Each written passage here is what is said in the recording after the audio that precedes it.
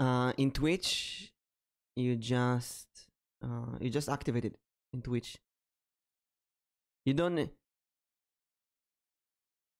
No. You tell it don't use camera and microphone because we use in Discord. We just want it to be open in the background so that way people can easily find you. It needs access, but then you tell it you disable the camera and.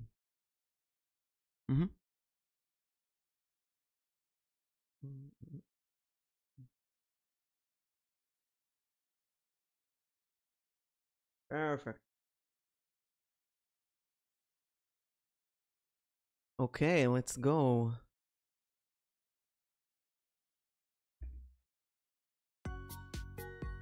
We got the music, we got the starting screen, we're live. This time, Mimic, you're actually gonna have to do what Arrow said and tell me what's going on. I'll be responsible over chat. Okay. I'll do everything.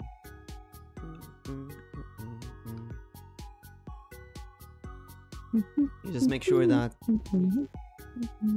your phone is alive. I know. Luckily, it's on your week and not my week. Is it luck or is it planned by the company? It's all governmental plan. Apparently it is, because this happens every single time it's on your week, Mimic. So that's every other Thursday that something happens. You might be right. Oh, what We planned it picture should I put correctly. on my tweet? There's just so many options. Oh yeah, let me tweet. Let's put this one. We're Yeah, I gotta live pick up my with picture. MVP. Join us and ask about vTubing. Anton, welcome. Welcome.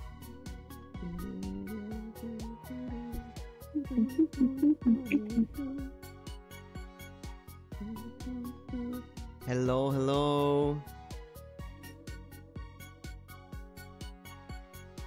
Hello, You know what I've been everyone. completely obsessed with this week?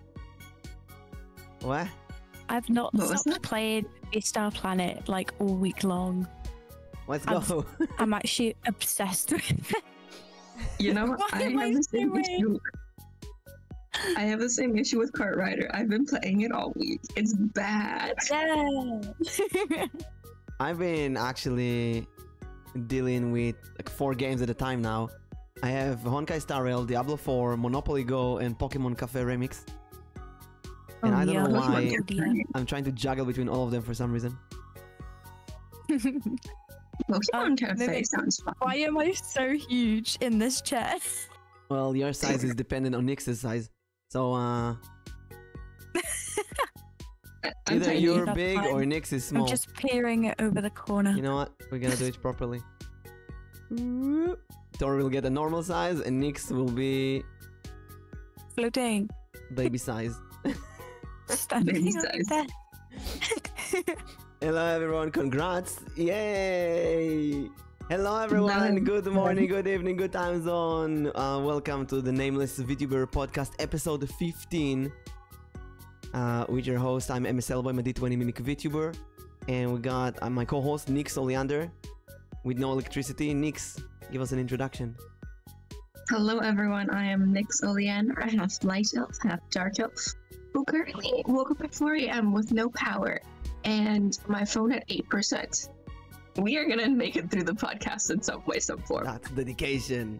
And we got the amazing Tori. Give us an introduction. The amazing Tori. Hi, I'm Tori. I'm a zombie VTuber and I do art and stuff. And Mimic has been like every week, like, Tori, you should come on my podcast. And I'm like, I want to, but I always have stuff going on and my sleep schedule's really bad. But I finally made it, so let's go.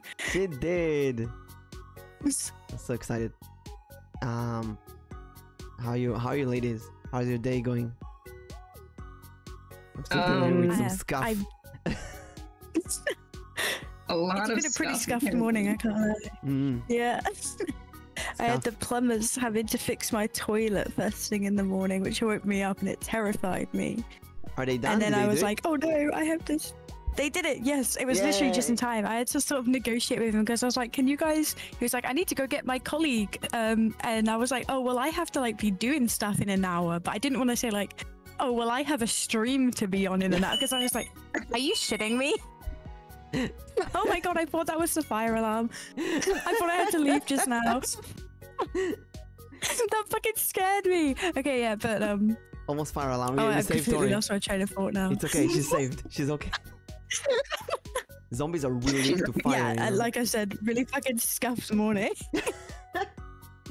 But the best mornings are scuffed. Yeah. Exactly. We got so many cool topics today. Diana, I might wake up late as young as you Diana. wake up. Late is better than never. Do your best. That is good. Trust you. Still can't sleep? I have an idea. Put your headphones, listen to us, and we will give you some podcast quality sleepiness. How about that? Professional. That's a really ASMR good idea. artist. Anxiety. You know what? I think as VTubers we deal with a lot of anxiety. So tell us why. Tell us what's the anxiety reason, and we will give you our professional, non-professional advice. Until then, how was your morning, ladies? How was your last night? How was your sleep? I feel did not all sleep of that went well. down the drain. I hate my artwork and I want to throw it away. Just seeing it makes me anxious. You know what? I think I might be able to help with this. Yesterday I celebrated my 1 year streaming, and I showed a lot of art that other people made. I learned this year that you cannot really say if you're good or not. The only way to know if you're good or not at something is to ask the people around you. And obviously I can't argue with what you were feeling. No. But I showed all kind of arts. I showed this, and I showed that. Wait, Mimic, be so careful how you phrase that, because if people are valuing their art off of what the people around them are saying, like some people are fucking mean. Like, Oh, of course, I mean only the good if people. you're If someone learning is, how to do art, follow what is encouraging to you. Like, if you're Mhm. still wanting to learn, you're wanting to improve, you can't like expect to be amazing straight away, and it takes time. And you just gotta keep working at it. And obviously, the people around you who are your good friends are gonna encourage you, but don't necessarily listen to anyone, because like some people are just gonna be crappy about it, you know? But obviously, if there's some people who say negative stuff, you can just put them aside. They're not your audience. But Yeah. these three arts made by Diana are just amazing. Also happen to have this Diana made by Tori. It's kind of nice to see the whole Yeah. year. And I love this. I love your art very, very much. This human version, yesterday when I saw the clips, this is one of my most important art of this year. This really encouraged me to do a lot. So yeah, I know that sometimes we don't like what we produce. I sometimes don't like my voice, but then there's people who tell me that my voice is good. I sometimes don't like how I do D&D, but then there's people who tell me my D&D is good. I sometimes don't like how I do tarot readings, but then there's people who say that my tarot reading is good. We deal with imposter syndrome all the time. So the best advice that I got is to sometimes close your eyes and listen to the good people around you. Listen to the good people around you. And, you know, I think there's a lot of questions this year of what did you learn? What advice would you give to you a year ago? And every month the advice changes. I think being flexible is a good advice. But there was a video. I watched all the clips. It was supposed to take 2 hours, but it took 5 hours. I'm trying to beat it first through that imposter syndrome and just draw. Yeah. And I think that really helped me. It might help you as well, Diana. I really hope. There was a video in the middle, a clip. I didn't even remember that. It was after a small drama with friends. And I was saying at the end of a stream, listen, if I hurt you or someone, please tell me. I'm a bit stupid. I say stupid things. I do stupid stuff. I apologize and so on. And I stopped it. And I zoomed myself. And then I said, let me rephrase that from the point of view of half a year later. If I offended you, fuck you. Grow up and don't be on the internet. Because I'm just a small person on the internet. If you're offended by anything I say, it's your problem, not mine. And obviously you need to balance between these two approaches. But I was so angry at me half a year ago that was so apologetic and groveling on the floor. So imposter syndrome, the best way to deal with imposter syndrome and gaslighting and all of that stuff is really have this iron strong backbone that you know what There's you boundaries, like. Isn't it? Yes. Like knowing where you start and where you stop. Exactly. It's really important. You know what's good for you. You know what you like. And if someone says anything else, otherwise, they're not your audience. They're not suited for you. Find someone else. I said it in my stream too, because my English isn't great and there are words I probably just used wrong, but thought maybe I used correctly. Well, that's I think common to all of us, right? We all come with different languages. Nick's Vietnamese, I think, right? And I'm Hebrew, and Tori is British. So we all come from different languages that are not English. Not English. Wait. Yeah, you have words like bloody and Oh my god. Unbelievable. Yeah. What do you want to say, Nix? Nix, you wanted to say something? So at the end of the day, what really matters is if you're being true to yourself and if you're being honest with yourself. Because another thing with that too is you could be making extremely amazing and great content that everyone loves, but all it takes is one person to come in and ruin it all. I saw something yesterday actually where they say you have a bag of coins. There, I don't remember the exact numbers, but let's say it's 600,000. So you have a bag of coins with 600,000 coins in it. Someone comes along and takes 10 coins.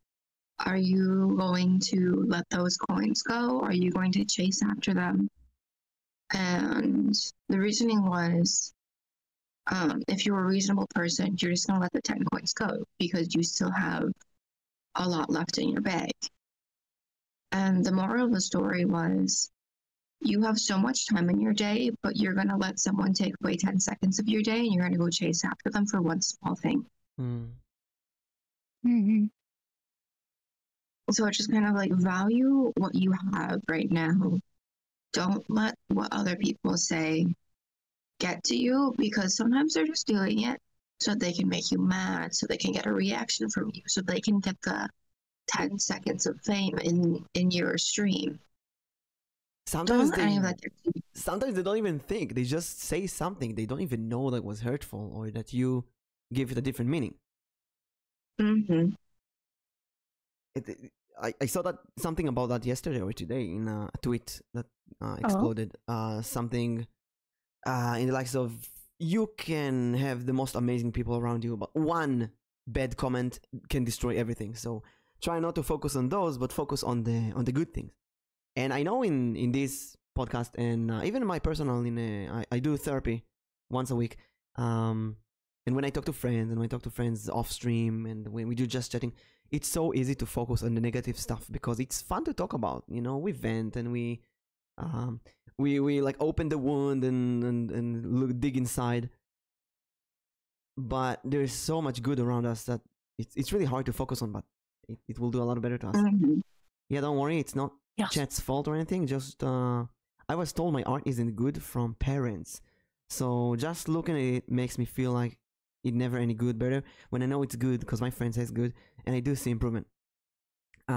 I might need to talk to your parents. But the voices say otherwise. I want to talk about parents as well. Are your parents artists? Are they really in a position to discuss that? I was gonna say the same thing. Are your parents? That's genius. Yeah, if they're not artists, they're not in a position to know. Like how if I mean like maybe they even are artists, but I mean if they are, then they started somewhere too. Like to go and call someone else's hard work like it's not good or et cetera, like even if it does need some improvement, even if they are starting out, like shitting on someone else's work, your dad is that's artist, even worse, bro. He actually that's does so realism. bad. But that's different. Yeah. It's completely different genre. It's like coming to someone who's a streamer. You're a streamer and you're going to a VTuber and said you're not doing it right. This is my audience. This is what my audience want. This comes across in the way that like a lot of older people will dismiss like younger art styles, especially in the case of anime, because it is kind of seen as a joke. And yes, in a lot of like industry corporate stuff, it's not going to work out, but there's tons of stuff you can use an anime art style for. Like you got plenty going for you with it. It's honestly probably one of like the most sought out art styles for things like commissions for VTubers, for JRPGs, for like you've got like anything. You could do anything with that. Or you could just refine it until it's something really beautiful and people will be like, wow, that's really beautiful. I'll give you money for it. Show him the number of... Oh, we got a raid. Apollo mounted flame encounters the party with two adventurers. Welcome, raiders. I did it before Anthony. Let's go. Hello, Apollo. Welcome to the podcast. We're... Actually, before we're talking about Idol, let me go back. Parents and art.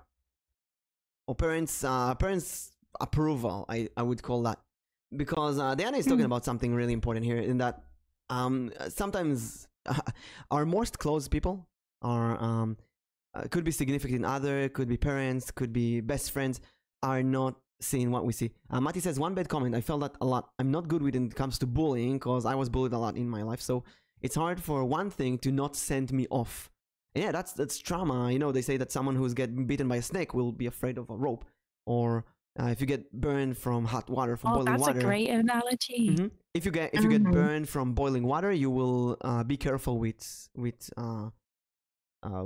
lukewarm water as well, which actually is something that happened to me in real life. When I was studying tarot reading, there was a kitchen there, and I wanted to wash my hands after I touched something sticky, and I burned my hands. And I didn't understand why. Who left the water on boiling? And apparently there was a lot of pots in there and they wanted to remove the oil, so they put boiling water on them. And they didn't change the water to cold afterwards, and I couldn't know that. And it happened to me twice. Actually, I burned from the same tap twice, 2 weeks in a row. And since then, every time I open a tap, I make sure it's on cold water and I touch it with my finger first. It stays like that for the rest of my life. Once I sneezed above the sink and I banged my head on the tap, and that was so freaking painful. Sorry, that's quite no, it's funny, it's really funny, but it was so sorry, Mimic, that's hilarious. That's hilarious, but it was so my god painful. I felt like my head was open. Since then, every time I need to sneeze, I first, like in milliseconds, I see anything that's pointy around, I just put my hand on it just in case. Oh my gosh. And it's like those kind of traumas. And I want to take that to back to these parents. Parents, since our childhood, some parents, my parents, the same, they will not see us as who we want to be. They will see us as who they want us to be. And let's say my parents really wanted me to be, let's say an army person. Because my parents are very national. Yeah, my dad has been in the army for 30 years, and my mom is very go see the land and the beauty and the rocks, and she was a geography teacher. So it's like, if you could be an army person, that would be great. But I wasn't. I'm extra sensitive. I'm the complete opposite of that. I'm a VTuber. I'm an artist, and I think my mom asked me for a link to my channel 5 times already. And I sent her the link every single time. And every few weeks, she's like, send me a link. I want to see what you're doing. And I'm like, Mom, I sent you a link like 5 times. Parents... At least she's interested. Yeah, well, she's interested. But she's really busy. She's a book author, and she has so much stuff on her head. I'm not expecting her to see me. And Daniel's dad is doing realism. Anime is not his style. He grew up learning something else. He will never accept It'll that. also likely be that realism is often taught like through traditional art schools. Like when you're going to an art school, you've got sort of digital art schools, and then you've got more traditional art schools, and they're going to focus on different things and they're going to have different opinions. And it's likely that both the time your dad went and the things that he studied, because he does realism, focused on the idea that there's like a superior art form or a more acceptable one that's more professional. And at the time, anime does not fit that bill. And to be fair, it still kind of doesn't, but you can definitely still do brilliant things with it. And especially if it's just a hobby, then who cares? Because it's a hobby and you can do whatever you want with it. Exactly. And like going back to like earlier when you guys were comparing, like it's no different than say I feel like this is a good comparison. Like it's no different than a culinary student telling a baking student that they're doing something wrong or vice versa, because they have their own ways, they have their own methods, and neither one is like going to fit the other way. A chef going to a baker and being like, "Oh, you'll never get anywhere with that." Like, what does the chef know? Yeah. What does the chef know? Not bad. What does the chef know and what does the baker know? You can't know anything from the other person's perspective because you're not in their position. Okay, you know what? This is just my thing, because I've done this before. Ask your dad to try to draw something in an anime style. Then ask him how hard it is. There's this phrase, never judge a fish on its ability to climb a tree. Mm-hmm. And it's, I think, Albert Einstein said that? Oh yeah, Albert Einstein. Everybody is a genius, but if you judge a fish by its ability to climb a tree, it will live its whole life believing that it is stupid. That's such an important phrase. Thankfully, I learned that when I was a kid, so I always did my own thing. But there's so much criticism, and in therapy, I'm talking a lot about that. I'm kind of still believing that one day my parents will be able to see me. They will be able to appreciate what I do. But it's never going to happen because they're different people. They're older. They're different generation. It's never going to happen. So accept that people are different. I'm going to send to you, Diana. Say that before you go to sleep. The thing is, the wound is deeper. Caused to me, I won't get any closer. Closure. I see what you mean, yeah. If you're talking about closure, it's never going to happen. That's something that I'm really doing my best to accept in the recent years. A closure with the people around me, my best friends, my parents. It's never going to happen. Never. They're just different people, and that's okay.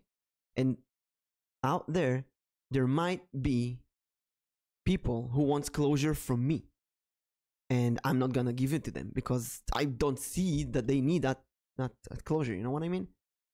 We also offend people, and we don't know that this is how life works. Because you can't, as sad as it sounds, like you can't please everyone, and the intention to try to please everyone is just going to drag you down even more to the point where you feel miserable and horrible. And so the only thing you really can do is do the best that you can to stay happy and appreciate what you have at the moment. Just because not everyone is able to do what you do, even if they really want to learn. Like for me, I have tried for years to try to learn how to paint. I still can't paint to save my life. That's one skill that I've accepted no matter how hard I try. That's just not going to work out for me. You know, I can do traditional art, I can do digital art, but I can't paint. And that could be the same.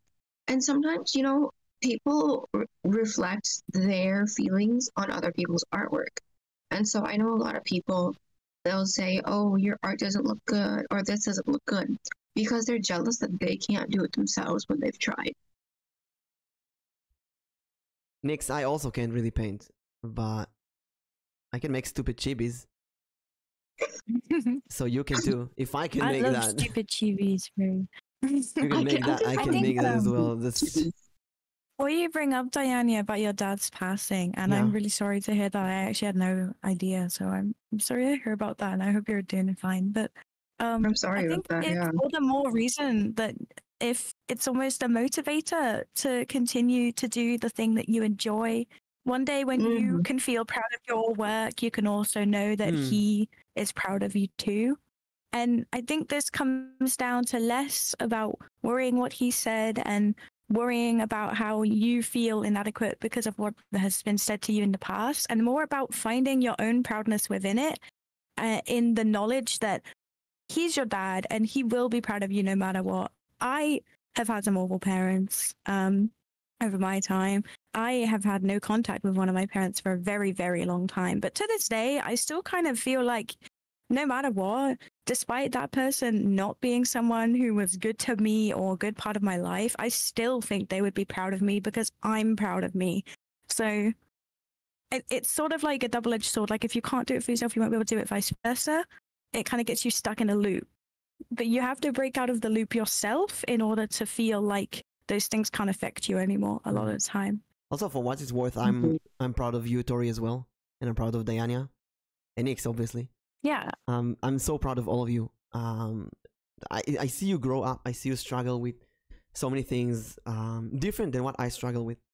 But I see you all grow up to be amazing people. Looking at this past year, I'm saying, oh my, these are people that I'm spending time with a whole year. And you're still here fighting every day. And you know, even if your dad was doing realism and you're doing anime, you're still both doing art. Of course he's proud of you. You're continuing. Oh, I love this. Yeah. The sorry, I didn't mean to interrupt you, Mimic. It's just something I say to people a lot. If you're creating something, you should be proud enough, because there are hundreds of people out there who will never make anything, or they actively try to hurt other people and destroy and create like chaos. So the fact that you are a person who wants to create and bring something into existence, that's really beautiful. So please, no matter how awful you think it is, you still made it and you did a good fucking job of it. So, and you're doing better than the people who are actively trying to ruin that. So good shit. Like keep up the good work. The movie producer versus the criticizer who just sits there and say, no, this is good, this is bad. And you're the one who's actually making art, actually making stuff. And it's not just making art. It's like my mom is an author. I'm an author. We write in completely different genres. But we still the same authors, you know? We're still writing books. And yes, your dad and you are painting in different genres. But you're still making art. You're still drawing. It's the same thing. He has to be proud of you. Hello, Miss Sana. Good morning. All of this was Diana's work, and I freaking loved it. All the emotes that Arrow is posting on chat right now, and the art that I showed you. Diana is an amazing artist, and you know, these chibis that I shown here, I think they're atrocious. They're just horrible. But Nix love it, and Tori love it, and I can't really argue with that. If people love what I make, I'll make more. So Diana, really try to close your eyes and, in that case, listen to the good people around you. Cause like let's take Mimic for example. No, you didn't expect anyone to like really like your chilies that you were making. Yeah, I kind of expected people to just leave the stream. Yeah, but you also didn't expect I'd use it for my PNG, did you? No. I love my chibi. I adopted that thing and made it my son for a stream. Take your kid to work day. I'll tell you, I use it in collabs, and everyone loves it so much because it's cute and it's cursed. It's so fun. Like, you don't understand what kind of enjoyment art brings to people when you make it. Because Mimic came into this thinking, no one's gonna like this, everyone's gonna laugh at it. I'm just doing this because I can. But he came out with everyone loving what he did, and some people like me going above and beyond, asking for this to be a foodie to actually use during streams. And everyone who has seen it has started to say how cute it is, just because it's ridiculous that I'm using it, but it's cute. Now, Diana, unlike me, you're doing proper art, so obviously. I think also that thing where you're going for a break and bringing yourself back, that's totally fine. It's good that you're working hard, and you'll need breaks in between that.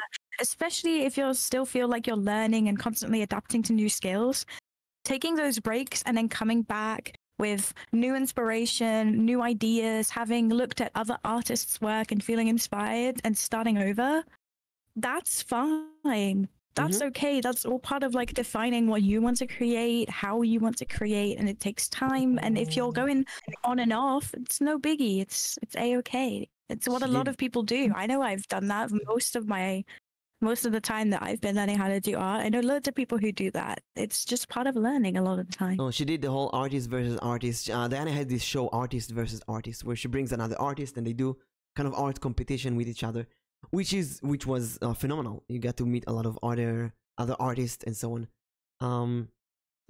And even in the anime, every artist has such a different genre. Like Alnichi and Misana and Diana, and they have different, and Tori, they have different styles of art, and that's so you never draw like someone else. Diana, your style is so different than anything else I've seen, and that's why I love it so much. You were saying the other day on stream about how you can like spot Diana's art really easily because you recognize her style and it's like her. That's like her art. Yeah, that is so Diana. That's something that's. This is why I really wanted to be an artist, because it's so easy to see someone's style and design and see that is the person. They reflect from that art. It wasn't even a competition. Just chat sabotaging artists and having them having a great time. That's the beauty of artwork, is seeing other style. See? So don't change your style. Now, actually we have a topic about burnout, I believe. Yeah, you know, the first one. We're going to talk a bit about burnout. Let's go to the first topic. And we'll go back. Have to read it for me. I can't see them. Yeah. That's the Are You an Idol? We talk about streamer burnout, moving away from idol culture, concept of debut, starting soon, ending soon screens, always being happy and hiding your personal relationship, etc. And I think this connects perfectly to what Diana is saying, because the parent approval and the approval of the people around you, it's like there is this big idol culture around us. And everything we do, there's this gatekeeping or approval needed from this idol culture. You can't be a VTuber if you don't do this. You can't be a VTuber if you don't have beautiful art. You can't be a VTuber if you're not doing a 1,000 subscribers 1 week, 1 month long. There's also a sense of like having a certain personality to be a VTuber as well. Like you can't be a VTuber if you're not like attempting to make. It's like the parasocial stuff, and it's a lot of the time it feels like if you're not sort of feeding into that, then like you're doing it wrong. But a lot of the time, a lot of people don't want to do that stuff. Like it can be really uncomfy. You gotta be an idol. So here's the question for you, ladies, and for everyone: are you an idol? No, there's no way for me, at least. When I started streaming, I wasn't even planning to be a VTuber. I just wanted to be a streamer. I saw other streamers playing games I enjoyed, and it was entertaining and it was fun. And I was like, yeah, I'll try it out. So as a VTuber now, I still sit by the fact that it's like, as far as I'm concerned, I'm not. This is really hard to phrase, but I'm not like actually a VTuber in the traditional sense. I'm just a streamer who uses a VTuber avatar in a lot of cases, because I feel like I don't feed into like the classic expectation of what a VTuber should be doing a lot of the time. I use idol on does that count? But then that's no different of like different kinds of mediums and art styles. There's no set definition as to what a VTuber is. And by falling into the ideals of what it is, you're losing your true identity. I mean, I agree. Yeah. I just feel like agency and like the general culture surrounding it, like a lot, obviously VTuber culture is sort of pushed by the leading VTubers, which are often agency. And it comes across as like, if you're not doing it in the same way that they're doing it, especially since a lot of the fans also come from those people, you sort of get sidelined, or like a little bit like people like what's the word, like I guess sidelined is easy. So like, people like will disregard you for not fitting the same thing that everyone else is doing. Yeah, I remember posting this meme about why don't you debut VTubers, And a lot of people got really angry. They got pissed off. And they say, I don't need to debut. I don't need this idol culture stuff on me. I can just stream. I don't need debut. And I meant just start streaming. But people took it literally. Debut, like go presentation and do a huge subathon and get the most expensive models. So even this concept of debuting, it got so expanded, so over the original meaning of just start doing something. Mm. Then again, that's all from corporates. I do like treating in a way. I mean, we can't ignore that we're inspired by the old Japanese idol culture. Anime is inspired by the Japanese idol culture. You have these young females who's standing on the stage and singing and dancing and chatting. The Zatsudan, the chat with your fans kind of thingy. It's idol culture, all of it. And yes, we're combining that with the American streaming culture, like a weird combination of the two things. Return to monkey. Return to monkey. Who said that? That's Lenkia. Hello, Lenkia. Welcome. Lenky. Lenky. I don't know if my comment went through because Arrow is saying it didn't. Which comment? That's the beauty of artwork. That's the last one I've seen. So I know. Say it again. Comment again, please.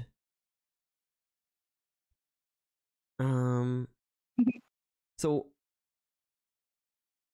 segue to what Diana said. Do you feel like sometimes the idol culture or these expectations is responsible for burnout or for feeling overwhelmed? Like you're not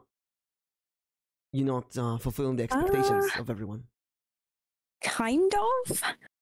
I guess I do get burned out quite a lot, but I feel like it's more of a pressure I put on myself, which might be impartially related to just idol culture that's just sort of been like put in my brain. It has to be that way. The thing that gets me burnt out from streaming the most is the idea that I have to be like consistently entertaining the audience.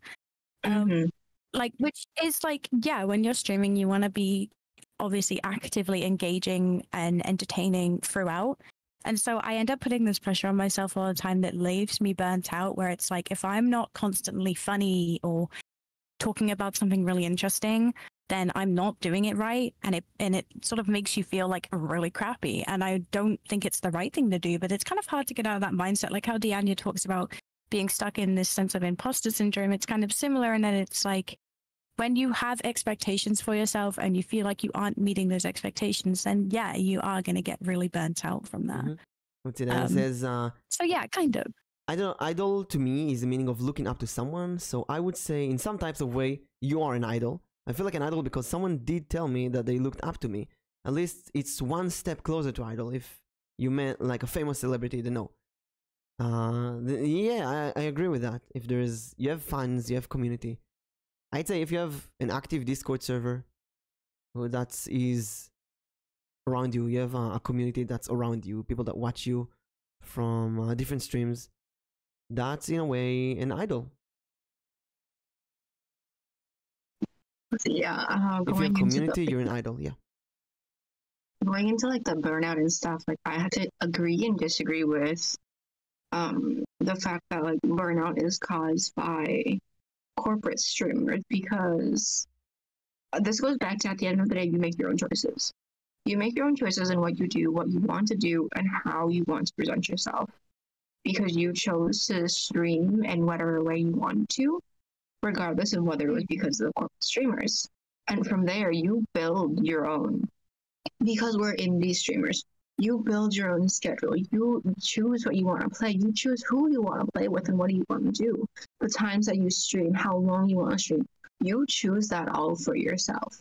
All of that is because you want to do what you love to do.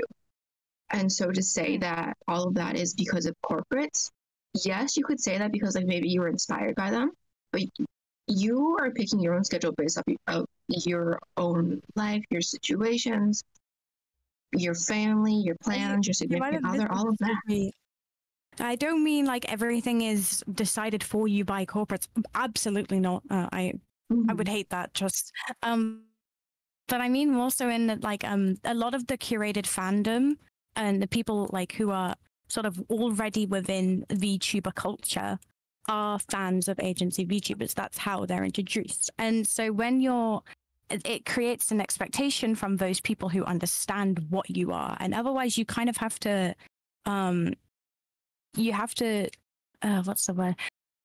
If you're not, as a content creator, obviously you're aiming to find a target audience. You're pushing for like the ideal situation to reach the most people. That's sort of how you do social media a lot of the time. And it's like, if you are not wanting to be like an agency VTuber, which I would encourage, do your own thing 100%.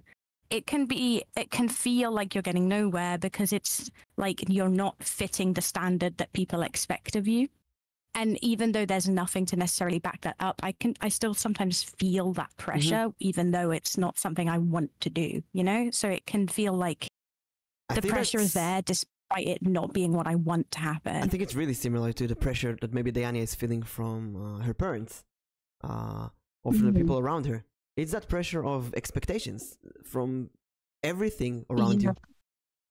But then at the same time, like, you have to think about who your audience is, because the way that I view it is there are people who only watch corporate streamers, and there's people who only watch indie streamers because they don't like how the corporate runs everything and how everything's so set. They don't like how everything is so quote unquote perfect in some way or form. They like that there's scuff. They like that the content through indie streamers is not clear cut. It's raw. However the streamer is, they see it as that. It's not something that is cut and then put into a book like that. And then you have people who watch a little bit of the corporate streamers and watch a little bit of the indie streamers. But with that, they know that there's a big difference between corporate streamers and the background you have with corporate streamers. Whereas indie streamers, you're starting from square one. A lot of people understand the difference, and they also know that not everyone can afford to be an indie streamer, and so they start off at wherever position they can. And so I think that's something you have to take into consideration too, is like, who is my audience? And like, are they here to just bash on me for not having a good model? Are they here to support me because they like my content? Are they here because they like my model? Or are they here because they just really want to be here? Also, who do you listen to? It's not just your audience. It's sometimes we listen to the people who are not our audience. I just saw Ero's channel points on this channel. He has 75,000 points. Yeah, well, he's he's a long-time viewer. Let's say that you have a customer who commissioned you, and they say that your art that you did for them is the best thing that they ever received. But then someone else, their friends, say, "Nah, this is really bad. This is shitty." Who should you listen to? To the random person, or to the person that you commissioned to? Yeah, the most important thing is the audience. Yeah, the customer. Think about customers. Think about it in more simple terms. Let's say that you're selling burgers, and someone buys the burger and say the burger is good or it's bad. And then there's someone else who goes eat a pizza, and he gives a comment about your burgers. You didn't eat the burgers, you ate the pizza. Who cares about your comment? You didn't eat the burgers, you eat the pizza. Yeah, it's like in politics. We have, in Israel at least, we have this thing that people will complain about the parties that they didn't vote for. You didn't vote for them, so don't complain. You go vote and complain about someone that you voted for. It doesn't make sense that you complain about a product that you're not buying. It's like, let's say I don't play Genshin, but I'm angry at something that Genshin is doing. Like, if I don't play Genshin, I don't have the right to complain. This doesn't make sense. So if someone is not consuming your product, your art, then they don't have the right to complain. Everyone got a problem with something these days. Oh yeah, everyone is getting offensive so easily. Offended, not offensive.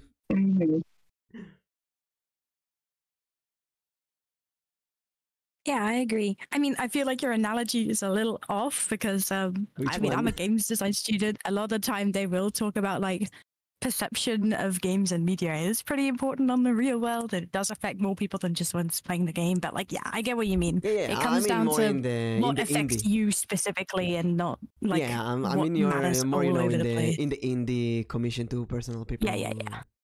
Doing the small stuff. Exactly. Yeah, obviously, if you're a big giant corpo, then yes, it's really important. Then it matters a little more, I suppose. Yeah, and we go to different places. Let's move on to the next topic. Let's see. We talked a bit about agency. So recently, there's been a few VTubers, specifically from VShojo, who have dropped the agency and gone indie. I heard. I was very interested in that. And the reasons they gave were, well, they didn't really give reasons. It was more like, this is my choice. This is something I've been thinking about a lot. I decided, and so on. So it really seems like might be a contract thing, might be some pressure, might be the way that a corpo has dealt with previous events or occurrences. So what's your opinion on that? I think that's what we think it could be. Nix, you go ahead. Sorry.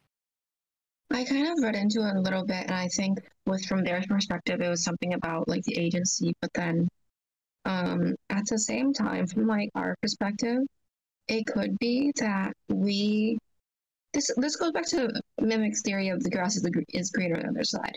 We look at the corporate streamers wanting to be in their position, or like looking at vShojo and wanting to get to where they are.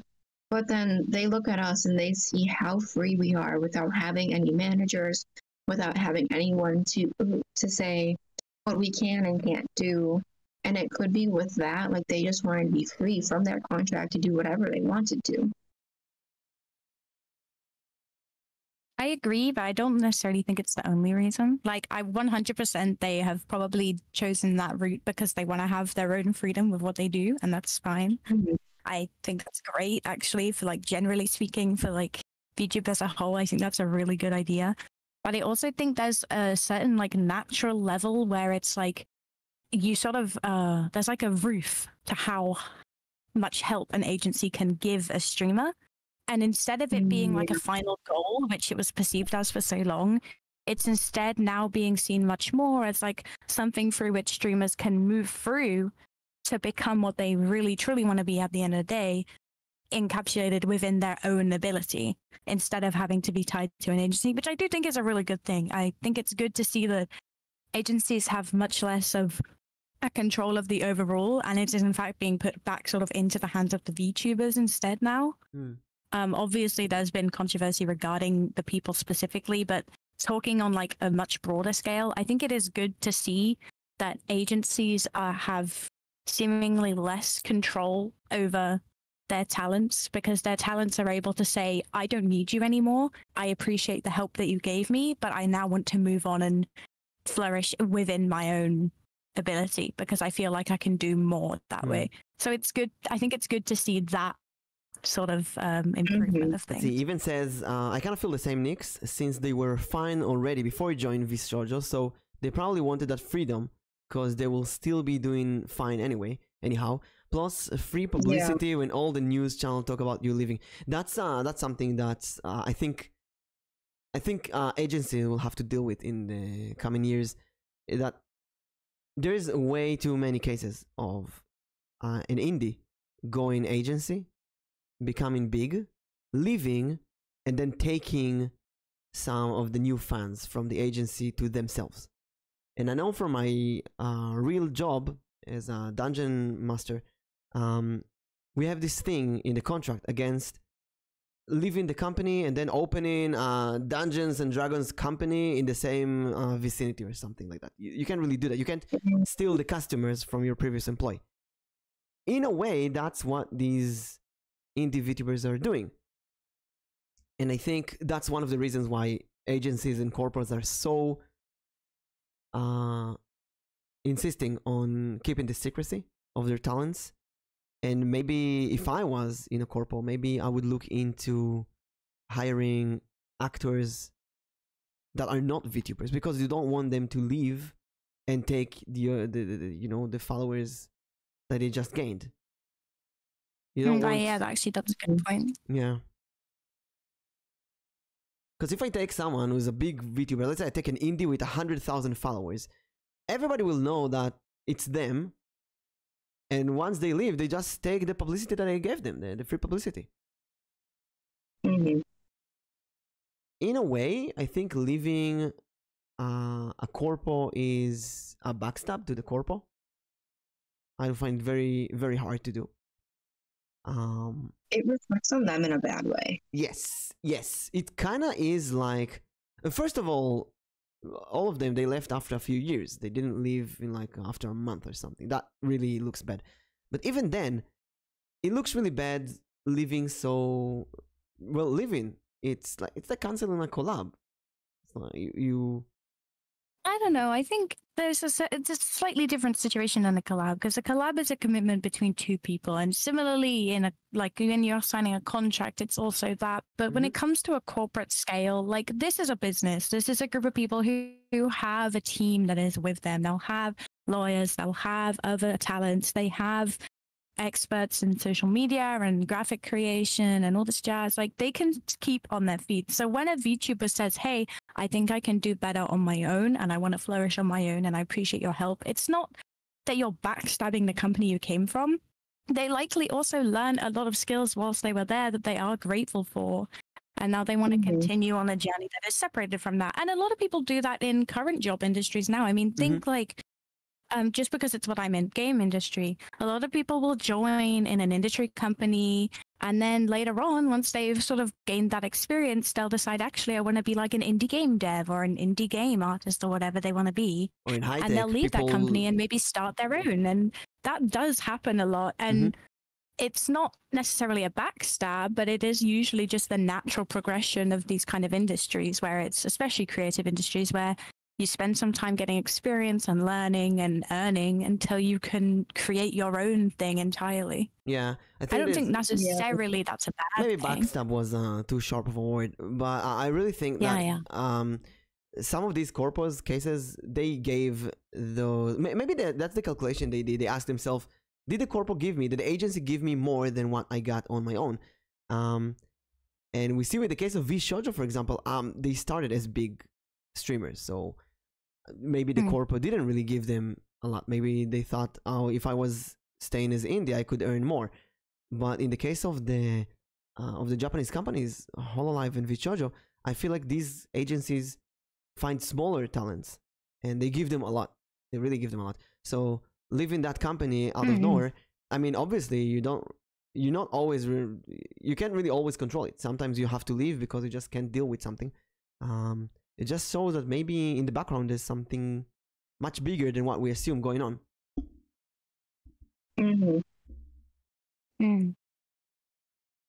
Oh, that's a really good point from chat, actually. The idea that the company needed the streamers in the first place. Streamers made the company, so end of the day, they didn't really need vShoujo to grow. In the case of vShoujo, yes, they kind of made the company. I think it's just my guess. I don't base that on anything. But I think that it might be logical to assume that something in vShoujo changed. Maybe they wanted to be more classic company. Maybe they got a new contract that wanted to be a bit more like the Japanese corpos. And maybe the indies didn't like that, which is completely fair. That also raises the question of clarity. Do you need to tell that to the fans? Maybe telling the fans stuff about the company that is a backstab. There's cases like VTubers being terminated from a company and then releasing a big tweet longer explaining all the things that they did or didn't do, and going line by line after what the company said and what's their narrative. And that looks so bad. It really looks bad. It looks so unprofessional. Why would I want to work with someone like that? But then again, you really want to protect your name. Even small streamers are gonna steal audience from other groups. I've seen many do it on purpose, and some do it by accident. Yeah, that's a very competitive market. It's so easy to it's enough that someone else who have a fraction of your audience streams at the same time as you, and you lose your viewers. You sometimes don't even know why. Just, someone else is streaming at the same time.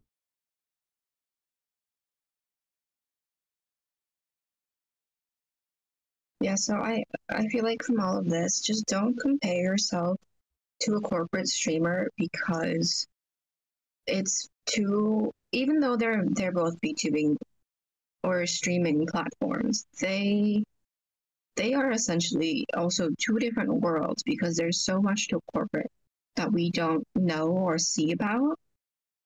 That's But true, yeah.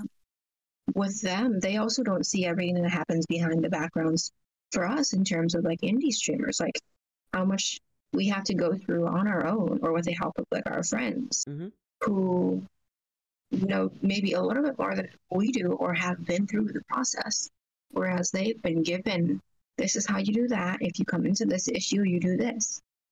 They're so different that it's so hard to compare the two. Goes back to the chef and the baker. They both make food, but they make different food. But at the end of the day, it's consumed by an audience. Like you said before, it's definitely a grass is greener situation, I think. Like, it's not understanding the intricacies and therefore seeing the good stuff and not seeing the bad stuff and thinking, damn, I wish I had that or this. Let's see, Mati says, this is why I avoid streaming on Wednesday and Friday. And even says, even if joining a corporate, they still gotta work hard to make and keep their audience. Sure, they had a hard start, but doesn't mean you can't get there too. And in a way, yeah, the grass is greener. You can't really compare it because corporates have a giant experience and teams and marketing and so many things that we will never have behind them. So it's really nothing that you can compare to. Yeah, you really can't compare it unless you've been a corporate streamer. At the same time, I gotta say, I am terrified of this trend of VTubers joining corpos in order to leave them and get easy advertisement for their other persona. It's something that I'm sure people do it or plan to do it on purpose, and the corpos will need to actually find the people that really, really want to be there and not plan to leave after a year. And usually they sign a contract that says that you have to stay and stream with the corpo for at least 1 year. But you can't really enforce that kind of thing. To be fair, if anything, it might narrow down the market of the kind of people corpo will want to bring on. Like if you are an indie hoping to go into corpo and there are people doing those kinds of things and you're not one of them, that essentially puts you in a better position than the people who are going to do that, and makes it more likely that if you are someone who wants to go corpo, you're more likely to gain that position if you can prove that you're not going to disappear after a little bit. That's the question. How can you prove that? It might just help the competitive. I mean, I don't specifically know, but it could just be that they'll insist on like some kind of contract or something, like, you know, something that keeps you loyal to the company for at least a certain amount of time. And if people aren't happy to agree with that, then if anything, it narrows that down for people who do want to go into agency. If I was a corpo, I would need serious interviews and background check and making sure that the person, maybe their previous jobs, see if they worked in corpos in their personal life, see that these people can actually commit.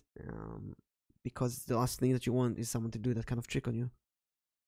Yeah, that's what you don't want, basically. But I feel like what Tori said about the gaming industry, the high-tech industry is very similar, that people jump from companies every time they get a better proposition, better salary.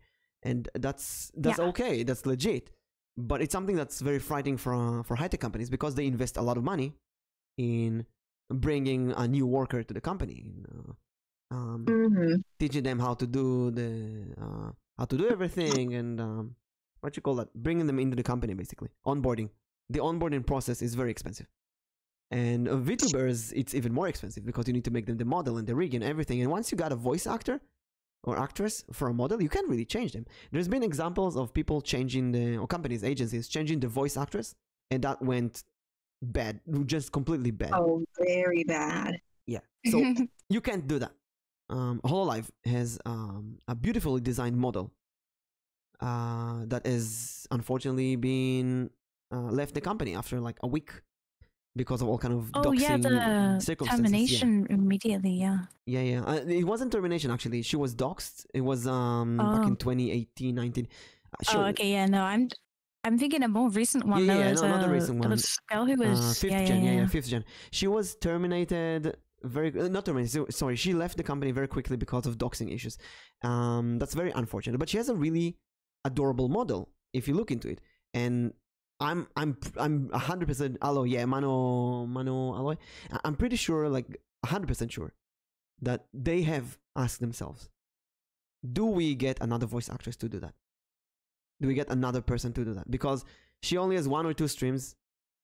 We can do it, but they still didn't do it. That just shows you how the Japanese appreciate this importance of connection between a voice actress and the model, and the onboarding process and creating the model. You can't just have someone abandon that. It doesn't work like that. Mm-hmm.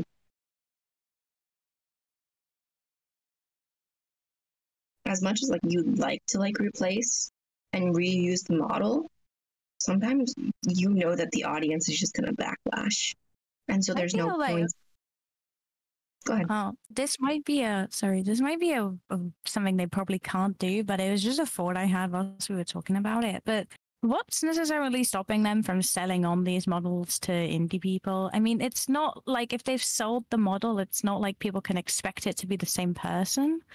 And I know they would probably want rights of the art and stuff like that, but I mean, if they're not getting any other use out of it, selling the model to indie people or like doing some kind of like giveaway style situation, at least they're gaining something back from the model without like, you know, wasting it because they couldn't like use the talent that they intended to use for it, something like that. It's a very smart. Well, I'm sure there are other situations that cause problems for it, but like That's a very smart approach. Issue?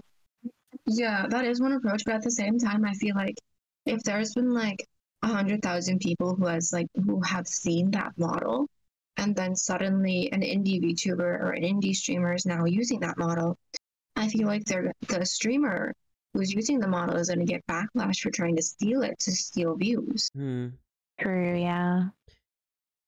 This is something that always been wondering, weird for me.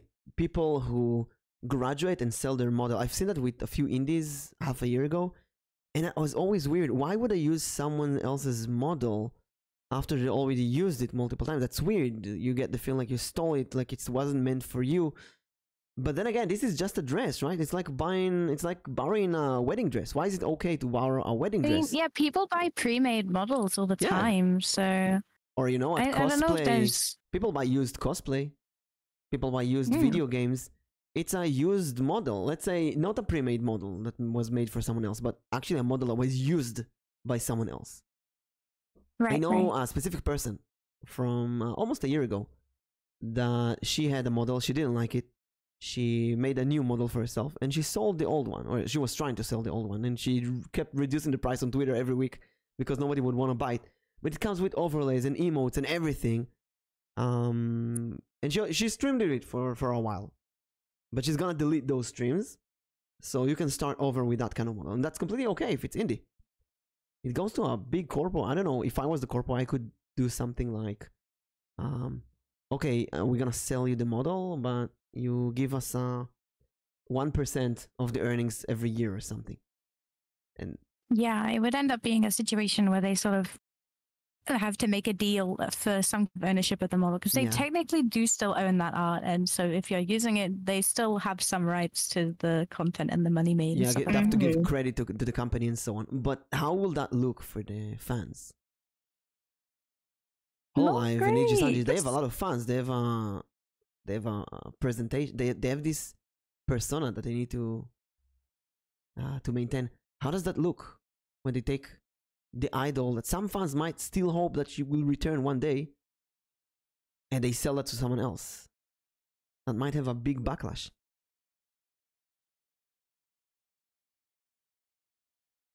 It would definitely have a backlash. Like, there's not a doubt in my mind. I just feel like from a company perspective, it's a better option than letting the model art waste away. It's just a shame that it probably wouldn't be plausible because of the amount of backlash that would be received for doing something like that. I think it's a shame because it's like there's all this beautiful art that you just never get to see the light of day again. It's just, it's like, since it's a Japanese company, I have two guesses why it's like that. One guess is that there's honor, there's respect. They respect the original voice actors who were supposed to be there, and they're just not gonna do it. You're just not doing it. It's just something you don't do.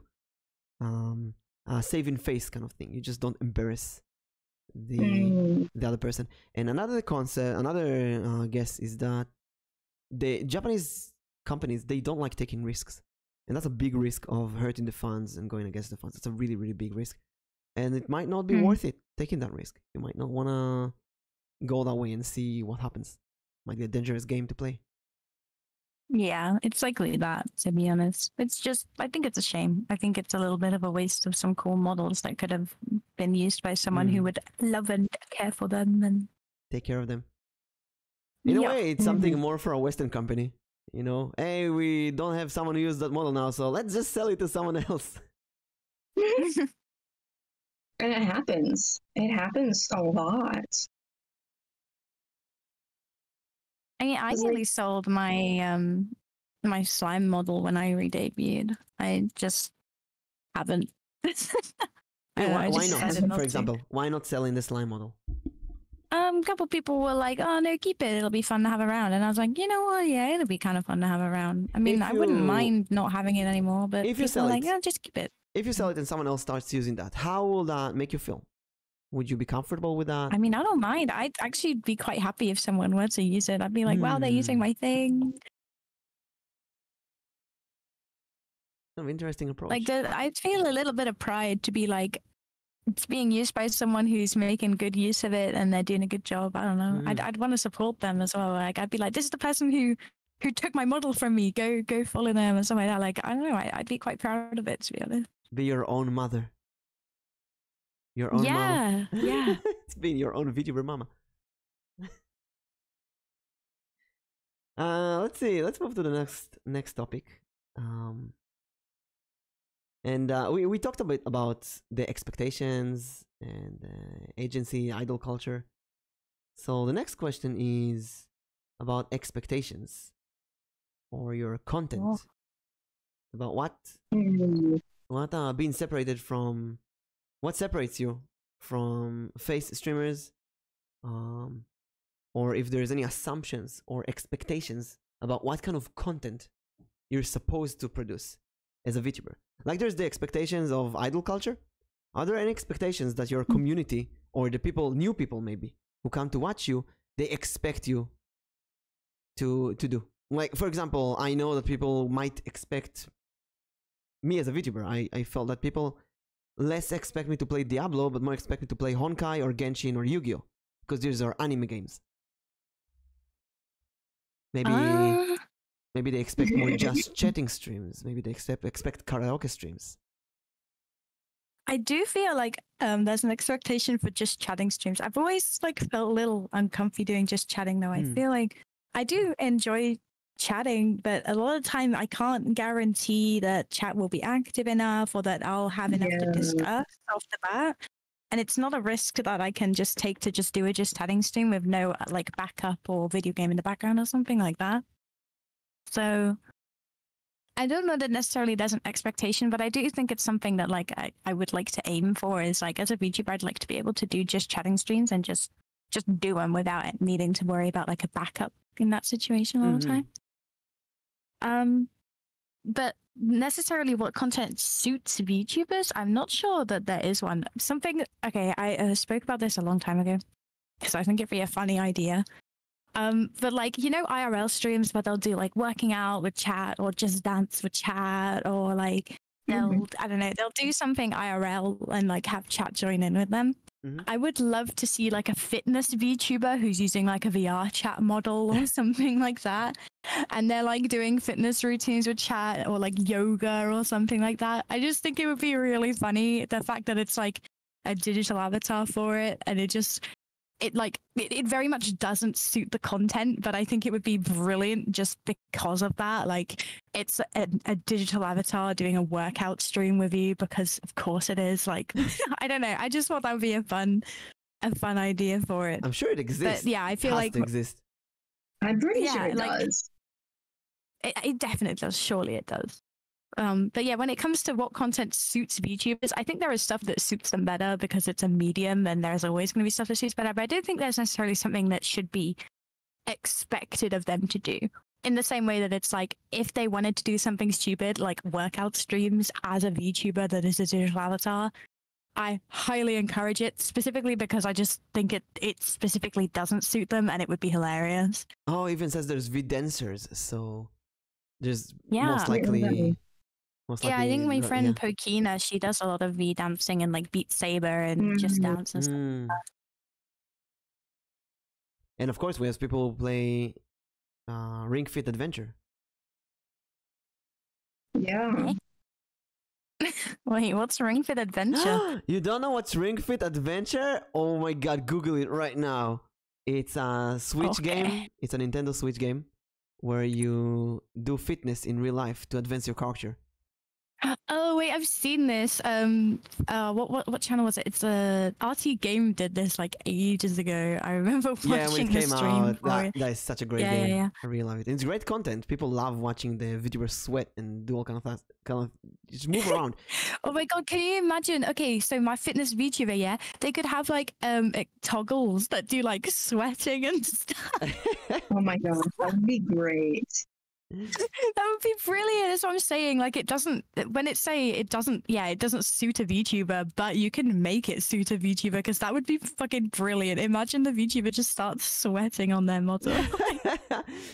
That's like you have like so creative. you have a toggle where it's like the VTuber is like crying because they're scared.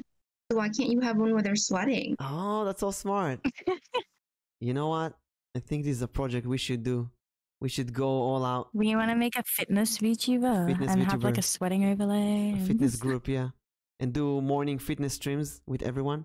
Like those morning routine that the old people did back then in television. You know? Dance, oh my go god. side to side. Get those legs up, ladies. Ladies, Yes. do it. Swat your butt. Do these lunges. Like a sponge cake.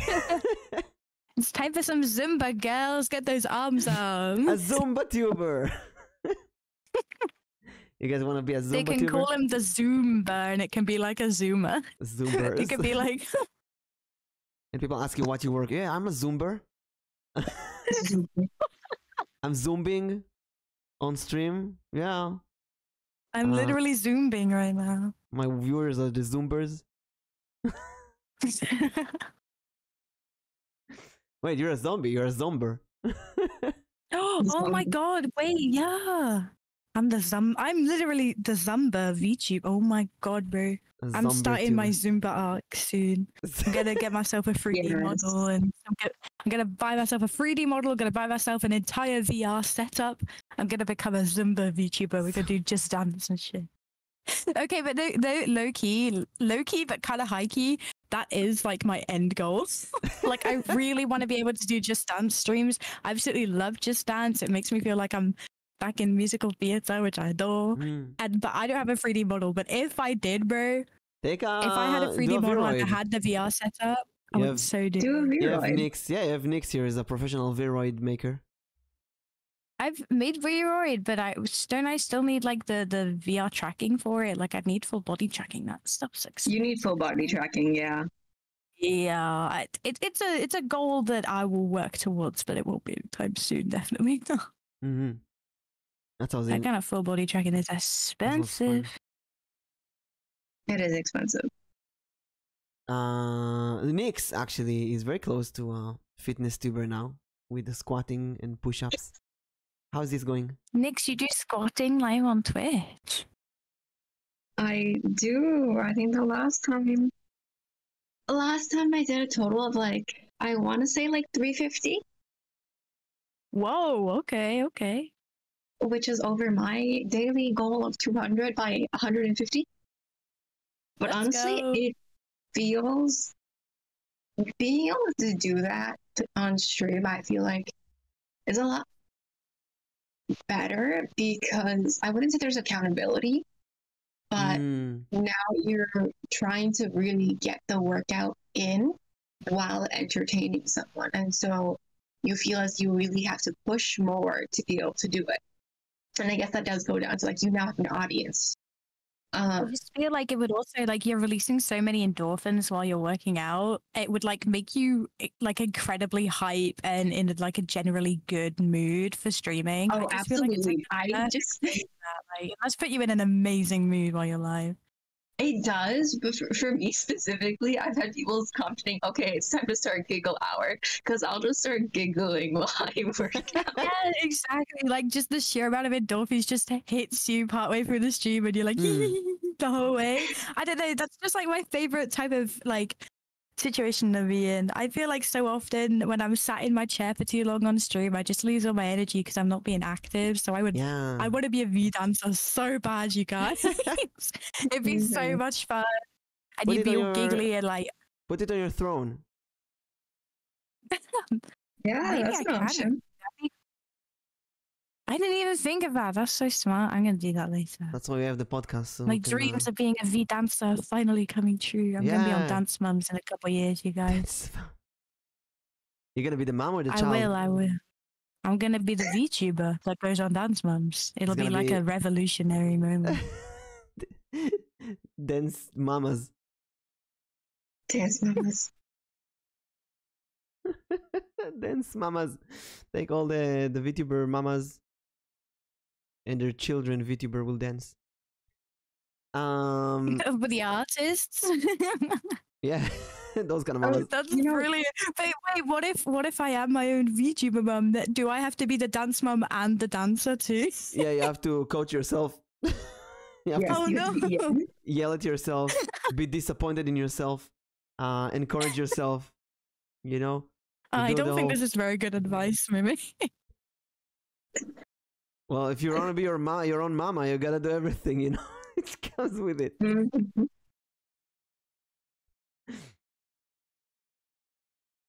Oh, Mimic, going back to last week's podcast, since you said that's what the podcast is for, how was your 1 week with ChatGPT picking your schedule?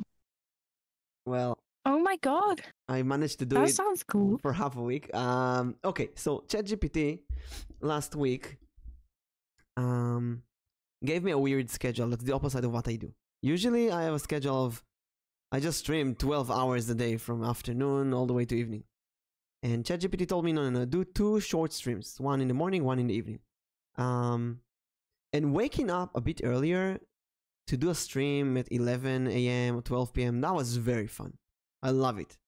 And it really forced me to rethink about my streams. Because in the morning, I feel like doing something else, like not playing a game, but rather do art or write or something like that. So the first day I did art stream. I drew Alnichi's Elmo, and then the next days, Monday and Wednesday, I did writing. I started writing my 10th book, and I was just doing writing ASMR. And some people actually joined. And in both cases, after the writing ASMR, I wanted to check again Honkai Star Rail. When I went to Honkai Star Rail, the people left. So in a way, it got me this audience that likes to listen to the clicks of the keyboard, but they don't really care about games. In the evening, though, I played games. Now, I'm saying I managed to do it only half a week because Diablo 4 came out, and there was a big Honkai Star Rail update, and I really wanted to try both of them. I will keep this the same schedule. I'm gonna obviously change the games, but I'm gonna keep writing a chapter in my book every Monday morning and Wednesday morning, and every evening I'm gonna play a game. The really ideal is to do a stream of 2 hours, only a short stream, because after 1 hour and a half roughly, people leave. I see people actually leave. And the people who stay after that are not interacting. They're mostly lurkers. You have really rare occasions like Anthony and Nana who stay there for hours upon hours and speak with you. But in most cases, after 1 hour and a half, that's it. People are tired. People want to see some other stuff. People are busy. And it's completely okay. It's completely fair.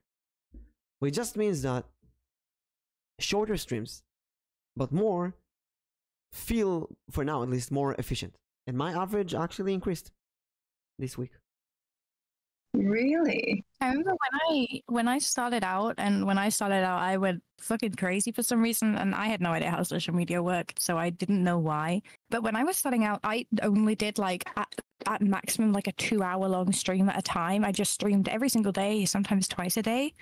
And actually, yeah, I would agree. Like, I feel like it does a lot more for your channel than doing like hours and hours of streaming every single day. The issue starts with raids. Let's say I stream for 1 hour, then I get raided by 30 people. I really want to stay there as much as possible because they watch the ads, because it increases my average viewers and so on. But in the long run, it's actually counterproductive. It might be better to raid someone else with those 30 people and do shorter streams of like 1 hour, 2 hours, and then upload those to YouTube to a length that people will actually watch. Because people on YouTube, they won't watch videos of 7 hours. Nobody watches those. If you upload videos of 1 hour, people do. Speak for yourself. What? People... No, I mean normal people, you know? Not... No! Sometimes I would I say don't know. that... I feel like there is 100% an audience on YouTube for massive, great big long video essays because I'm part of that audience and they're actively seeking out these videos that are like 8 hours long just to sit through the day and watch all the way through. Really? It'll usually be like, yeah. It'll usually be like deep dives into like TV shows or like internet history or something like that. But there's definitely an audience for I it, see what you mean. 100%.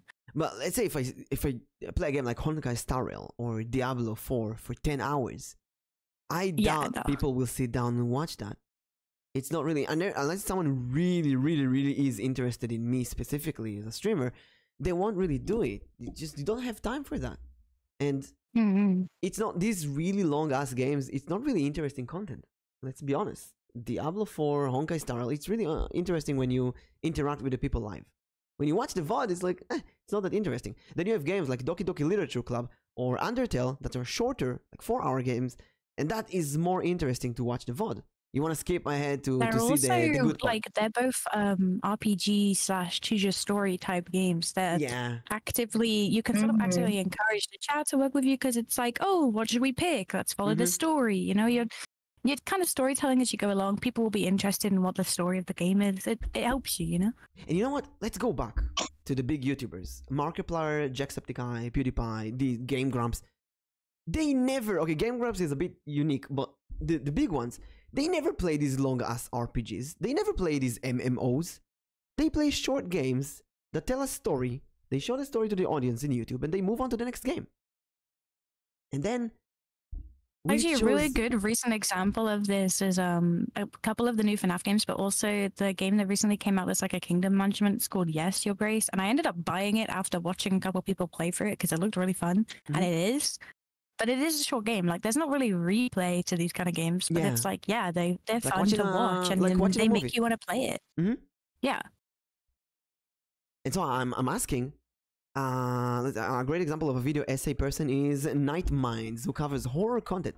I absolutely love sitting through his playlists that are over 12 hours long. Wow. That's a whole day of listening to that. Yo, can you please get me that link? That sounds absolutely amazing. I have power. Night Reminds me of the 12-hour long. I watched. Okay, for reference, I've never seen any of Victorious or iCarly. I didn't have Disney Channel as a kid, but there's that guy who does like Disney Channel TV show video essays. He has an 8-hour part 1 for Victorious and a 12-hour part 2 of an entire Victorious video essay deep dive. In between some of these sections of the video essay stuff, he has gameplay content as like a break for the audience, which I just think is fucking hilarious because it's like watching a streamer be like, hold on, guys, we're not just chatting anymore. I want to play this game. And then they go back to just chatting as if nothing happened. I don't know what it was about it, but I watched the entire thing, the entire way through, and it was brilliant. There's so much to learn from those kind of things, and how to maintain your audience all this such a long stream. I feel like as streamers, it might be, we're talking about what kind of content suits you as a streamer and so on. I really think that maybe too long games are not suited for us. Let's take Overwatch, League of Legends, these long, endless games, basically. Is it good to play them? Will someone, let's say you upload a VOD of you playing League of Legends for 24 hours and just chatting with people randomly. I don't know if it's going to be as interesting as you talking about a specific subject and analyzing it in a video essay. I think there are some instances where it does work, because I am very much an Overwatch fan, so I will happily watch like 12 hours of Overwatch content. But there is definitely like people who would not willingly do that. So if you watch 12 hours, and it comes what need to be in those 12 hours for it to be interesting? Honestly, just gameplay, just like genuinely, because I could play that game for 12 hours in the same way I could watch the game for 12 hours, but this is like a specific case for me. I just really enjoy a game like Overwatch and being able to watch it, and I understand the characters, and I like watching people who are good at it. So if you're decent at the game and playing it for like 10 hours a day, then yeah, I'll probably watch that. So you need to be good at the game, obviously, so it's entertaining. Yeah, there's either like a sense of like you need to be at least decent at the game so it's entertaining, or it needs to be a game that people are specifically very interested in, which is going to be niche no matter what. So I feel like it's not something to gun on, but it is possible. It's just, this is why I don't like niching, because I don't think there's anyone who likes a game enough for it to be the only thing that they'll watch. I mean, other than Dead by Daylight players, that's a different story. There's the concept of genre niche. Like we talk with Nix every week that she's kind of a horror game genre niche, and I'm doing more of the action RPG or roguelike kind of genre niche. And the moment you have this genre niche, you can play more games from your genre and kind of move between them, between the genres. Yeah. But it's still this question of, should you do small segments or long segments? And if you look at streamers, you get 1 point. If you look at VTubers from their corpus, you get a different point. At the same time, the corpo VTubers are corpus. They're not really indies. So I think we, as a group of streamers, VTubers, indies, we are very unique, in a very unique situation. We don't have a big backup of advertisement. And we don't really have a great source of inspiration as well. Because many... I feel like many big VTubers either started as normal streamers and turned VTubers after a few years, or they go corpo, or they're so unique in what they do that I feel like I don't have a lot of role models. That's what I'm trying to say. Yeah, no, I agree. When I got into VTubing, I just did it because a friend said it was fun, and I wasn't even that involved in the industry prior or anything. So it's never felt like I had proper role models for streaming, I guess. But there are streamers that I like, and I'm like, yeah, I want to be like, I want to be able to enjoy stuff that they are doing and do similar stuff to them. But it was never like, sort of I can take like teaching from them, because I'm not going to be anything like them realistically. But there are people who it's like, I like their content and would like to create something similar if I can. It's just not knowing if you can a lot of the time. So your content is it like normal streamers? Is it basically do whatever you're comfortable with, whatever you like? Yeah, I would say I would rather just do whatever I feel comfy with in the moment and not worry too much about trying to fit a specific standard or anything like that. I think when it comes to it, a lot of people who aren't VTubers, who are just streamers or even like facecam streamers, they'll just do stuff they enjoy. and somehow me being a VTuber has made me feel like I can't do that. But realistically, yeah, I can do that. I can do whatever What do you I want to mean do with it. about that? You feel like you can't do that? What's the easiest way? I feel like when it comes to like people who are just streamers and not VTubers, there's a lot less of like the idea of fandom already infused into what they make. There's a VTuber fandom that pre-exists no matter how many followers you actually have, and it sort of feels like you have to cater to them unless but you don't realistically, because especially starting out, people aren't going to know who you are. That fandom isn't necessarily going to find you. You might just find any random people. You might find people who just enjoy normal streamers who are like, oh, you're the first VTuber I've ever watched, but actually I really enjoy watching your stream, or et cetera, et cetera. It comes down to just who you end up finding. So I think when I say that, when I was talking about earlier feeling that pressure, it's like feeling the pressure of needing to be a VTuber, but then realizing that actually it comes down to just whatever finds you first. It's not really being the VTuber that should create your content for you. Also, Nix, welcome back. You have power. Woo! I have power and I have internet. The internet took a few minutes to connect. I was like, oh, are we going to have another issue? And now I'm charging my phone. Yay! Congratulations. Look at Nick's amazing. It was out for 8 hours. Always there. So what Tori is saying is really interesting, actually. That there's both your community and there is a bigger community of VTubers who might be inspired by the idol culture, might be inspired by other things, by streamers, but they're already there, and maybe they come with expectations. Now, here's a question: maybe you need to kind of build on those expectations so that when those people find you, you already are doing something they expect, and then they will follow you easily.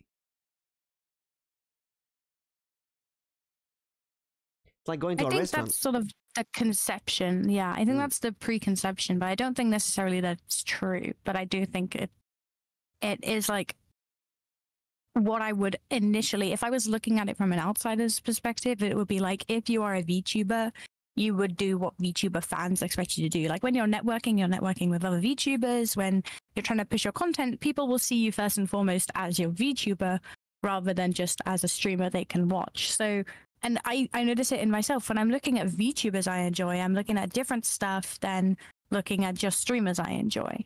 So I think it comes down to sort of, maybe there shouldn't be such a strong like separation between them, because I don't think there actually is. Or at least when I see myself as a VTuber, I don't feel like either way particularly. I feel like I am a person who streams and I have a VTuber avatar, but it doesn't necessarily mean that I should be a certain thing, or et cetera, et cetera. I'm thinking of pizza again. Let's say that you go to a pizzeria. You expect them to have certain toppings. You expect them to have olives, for example, because it's common on pizza. But what if you go to a pizzeria and they don't have olives because they don't believe in that? They don't like olives. It's kind of weird. They don't believe in olives. Yeah, no, the owner doesn't like olives. He believes that olives, he has this research from Italy, and olives should not be on pizza. It destroys the taste and do something. And wait, let's do an actual thing of like, there's the pizzerias, there's a lot of places that refuse to stock pineapple, but there's a lot of places that do stock pineapple. I love pineapple on pizza. Like, ironically, I really like. I never tried. I never got into the argument as well. But that's is that a real thing? Or there's pizzerias that refuse to put pineapple in there? I think the more traditional ones won't even stock pineapple in their I see what you mean. I've definitely had stuff like that before. I remember as well, there are some places that obviously stuffed crust I feel like is a little bit of an American thing. But if you order stuffed crust at certain like traditional places in UK, they'll be like, "What the hell are you asking me for? Get out of my sight!" You know, they'll be like, "No, absolutely not."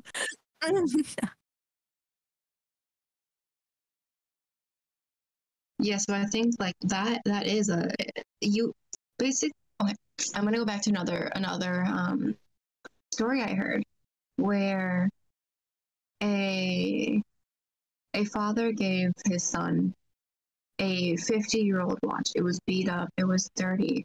and he says, take us to the jeweler, see how much they'll sell it for you, or how much they'll buy it from you. The son goes to the jeweler with the watch. They said, I'll give you $5 for it because it's so old, it's so beat up, I can't do anything with it. Son comes home, tells his father. They said they buy it for $5. Father says, okay. I'll go to the pawn shop and ask them how much they would buy it for. Same thing, he goes to the pawn shop. They said, I can offer you $50 just because it's old. And then son goes home and tells his father, they offered me $50. And he says, okay, one last place. Go to this auction with watch collectors. Ask them how much they would buy it or sell it for. And he did that. And they said, I will buy that for $500,000. And it's that. And the moral of that story is everything has a worth. You just have to find the right audience. That's a really good story. So same here in this case. I think the difference between pineapple and olive is that pineapple is new. It's like a new game. While olive is something very ancient. You always do that. And VTubing is so new. You don't really know who's the audience, what they actually want. We have audience of people who like anime games. We have audience of people who like anime. We have audience of people who like Japanese culture. We have audience of people who are creeps, who like to harass people online. And this is like I the say creep that audience. the creep audience. I said that because I recently wrote a term paper about VTubers, and I read some really disturbing articles about how the Japanese industry, in a way, with the idol culture, kind of cultivate an audience of creeps who can go and ask for nude pictures or send dick pics to VTubers, to idols, so and so, because it's easy on the internet. And they've kind of educated by YouTubers that it's okay. And I know it sounds crazy, but there's some articles about that. And we get a mix of that things. And you can see that with your chat. When you chat for a long time and you get random people from raids, you sometimes get people who will trauma dump, some people who will vent, some people who will be complete creeps, some people who will after the stream try to hit on you on DMs. You get some people who just love to talk about their favorite anime. You have people who like to talk about their favorite Japanese game. You have people who watch the game that you're playing. And you have people who just sit there for you, for your voice, for your time, spending time with you. And it's a weird mix, and I feel like I cannot put my finger on who's my audience. What kind of audience do I want? What kind of content is the best for VTubers? And I don't know if there's an answer for that right now. Yeah, no, I would say that's not content that's best for VTubers, but it's just what you feel like fits best for you at the end of the day as well. Because, I mean, like you say, you're going to attract all these random people, and they could be from all different sides of the internet, all different types of personalities, and it just comes down to whoever you attract at the end of the day. So, and if you attract people who you feel like, my voice is going. If you attract people who you feel like are not healthy for you or the community that you might already have, then, you know, you have the ability to say, hey, like, I'm gonna ban you now because you're not the kind of person I want hanging around. And so it does essentially come down to just powering through like things where you feel like maybe you're not doing it right, or maybe you're not doing what people expect of you, or not being the kind of streamer you want to be. No matter what kind of streamer you want to be, you will always be the streamer that you are. You will attract the viewers that you attract. And so it's a matter of just doing what you like, and they'll stick around or go as they please, because they're people. You can't really control what they decide to do at the end of the day.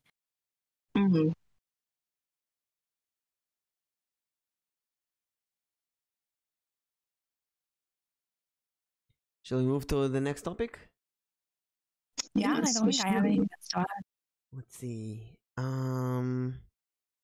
Let's go do some video games. We play a lot of video games. And a big question we have is solo games versus co-op games. You having more fun playing alone, more fun playing with other people?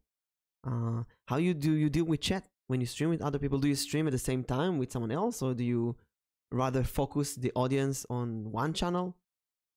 And in general, what kind of experiences do you have with collabs with other people in games? I love collabs and I love co-op games. I feel like I have the most fun in those kind of games. Like 100% of the time, they are the most enjoyable for me personally. But for streaming, it's really difficult to do big multiplayer games or even little multiplayer games. It can be tricky to keep track of that many stuff, especially when you're already keeping track of all your VTuber stuff. So I would say that for streaming, I much prefer being able to do solo games. But for just like everyday enjoyment, or like if I'm not live, I'm just joining friends while they're live. Co-op games 100% of the way because they're just more enjoyable. It's fun to hang out with friends, you know? That, for example, is your favorite game to collab? To collab with? I feel like it's probably Jackbox, but that's a lot of people normally, and it can get pretty hectic. Also, naturally, the more people in the collab, the harder it is to coordinate, and there's always someone who's going to not be able to make it, and so on. For me, I feel like this just falls into my branding, as I do. All of my collab games are horror games. There's not a lot of good horror games for co-op. There's Phasmo and all the Phasmo copies. There's quite a few. You could do, I mean, Dead by Daylight isn't super horror, but you could do Dead by Daylight, you could do Phasmo, you could do Labyrinth, you could do that new Egyptian style Phasmo coming out. Yeah, that's what I'm saying. All like, of them are Phasmo like replicas. A speed run type. I mean, I guess, yeah, but you could do like a speed run type thing where it's like you're both playing like Red Dead and you're trying to get through a certain arc, and the winner is like, oh, you know what's good? I don't know, they get to like tweet on the other person's account, something like that, you know? You can find ways to work around it. Voice acting a light novel horror game, that also works. Yeah, I think for me, like, I always feel like when I ask people if they want to do a collab, like, their first thought is like, do you want to do Phasmo? But then I feel like I've played that so much that I don't find it's fun. But I just don't find it like fun to do it for every single collab. So I always like want to change it around. It's like most people will say like they want to do Phasmo. I'll see if they want to do other horror games. Or like there'll be some people like when I collab with them, they'll ask like what I'm into. So I'll tell them horror games, and they'll say, "Oh, I really like horror games. We should do a collab sometimes." And so I feel like for me, the games that I like to collab with the most are just anything horror based. One thing I noticed with collab. Yeah, go Tori. You go first. Oh, okay. One thing I noticed with collabs a lot is that like you'll find like someone here like, oh my god, you're like the perfect collab partner. Like I'd love to stream with you. We mesh perfectly. We have the same kind of vibe. We have the same kind of rules when it comes to streaming. And then you get there and it's like actually neither of you own the same game that you can both play. Oh. And it's like, fuck, man, like we either have to buy a game for this collab or try and find a way to like mesh a game into a collab, and it's not ideal. It's not really easy always to find a game that you both own. It's like kind of like a trouble in paradise situation, but it is such a shame when you meet someone you're like, you would be such a cool collab partner, and then you don't actually have a game you can collab with them, so you're kind of just stuffed until you can find something you both enjoy together. I actually thought you went to a different direction with something that happens to me. Sometimes you find this person that you think, oh, this is gonna be my perfect collab partner, we're gonna play so many games, and then they never collab with you again for all kind of reasons. And it's like, it's been happening to me so many times over these years that I thought, this is a person I'm gonna collab with so many times, and then we never collab again for all kind of reasons, like they're busy, or they graduate, or they're gone, or I don't know, all kind of other stuff happening. And I'm feeling like it's so hard for me to read other people sometimes. You know, it's going back to the imposter syndrome thingy. I think more so a lot of the time I'll meet someone and I'll be like, wow, this person is so much fun to hang out with. I'm having such a fun, enjoyable time. And through like, it can be uncomfortable to say to someone like, hey, I don't really enjoy hanging out with you. But when it comes to networking like that, it's like kind of making that clear is sometimes important. Obviously, it's a really uncomfortable thing to say. But I feel like a lot of people will like do a collab with someone, absolutely hate the collab, say nothing. And then the other person is like, oh, like, hey, when can we schedule? And they're like, oh, actually, I'm really busy this time. Or I'm really busy. Oh, actually, like, I can't do that. And it's like, obviously, some people are just busy. I know I get busy a lot of the time. Like, I've had to blow off Mimic a gazillion times because I'm like, oh, shit, I have stuff going on. I'm sorry, bro. But a lot of the time it's like, if you do a collab with someone and it doesn't go well, I feel like that should be established afterwards. It should be like, hey, that wasn't my thing. Let's not do this again. And it's not like a hard feeling situation. It's just like, that's just a matter of how it is sometimes. Sometimes people don't mesh when they do a collab together, you know? That I got not many. It doesn't happen a lot of time. It's very rare actually. But when I did get those kind of messages at the end of a collab, like, hey, sorry, I feel really uncomfortable with this or that, and can you please unpublish the VOD? That is so hurtful and so confusing because from my point of view, I'm doing the best that I can to make sure that everyone is happy and that the collab goes well. And then someone says, oh, you basically read everything completely wrong. This whole time you thought that I'm having fun, but actually I felt uncomfortable and you didn't see that. Yeah, it can be like, damn. Oh, like, why? I worked so hard and tell me why and I'll fix it. But no, if someone felt uncomfortable with you once, it is very hard to change that. It's almost impossible. Honestly, sometimes people just don't mesh good, and that's just how it is. And sometimes I just feel like there's communication during collabs where if someone is uncomfortable during a collab, they should say, but it's rare that they do, I find. Can you say that during a collab that you're uncomfortable doing a collab? I mean, yeah, I think so. If you can go to the person and just say like, hey, this thing you said made me a little uncomfortable. I'm just not feeling super great right now. You know, just so it's communicated, and then they can sort of fix the behavior as you're running to hopefully make things better for the person as they're there, rather than letting it fester and fester until the collab is over. I think it's better to communicate that way. Communication is always the better option, if you ask me. Yeah, I feel like people don't want to do that, and when they do it after a collab, it feels so bad saying something like that to someone, you know. I'm trying to think of collabs that I felt uncomfortable in. Going afterwards to the person and say, hey, it's not really my thing. I didn't really feel comfortable with that and this and so on. It's so weird to say that. It feels so strange. It feels horrible. It feels strange, but I feel like you know, that kind of communication is kind of necessary in those situations. Like, I've had people who I've collabed with, and later I've had to go to them and be like, hey, like, it was nice to collab with you. It was lovely to meet you. I just didn't feel super happy whilst we were streaming. I probably won't do this again.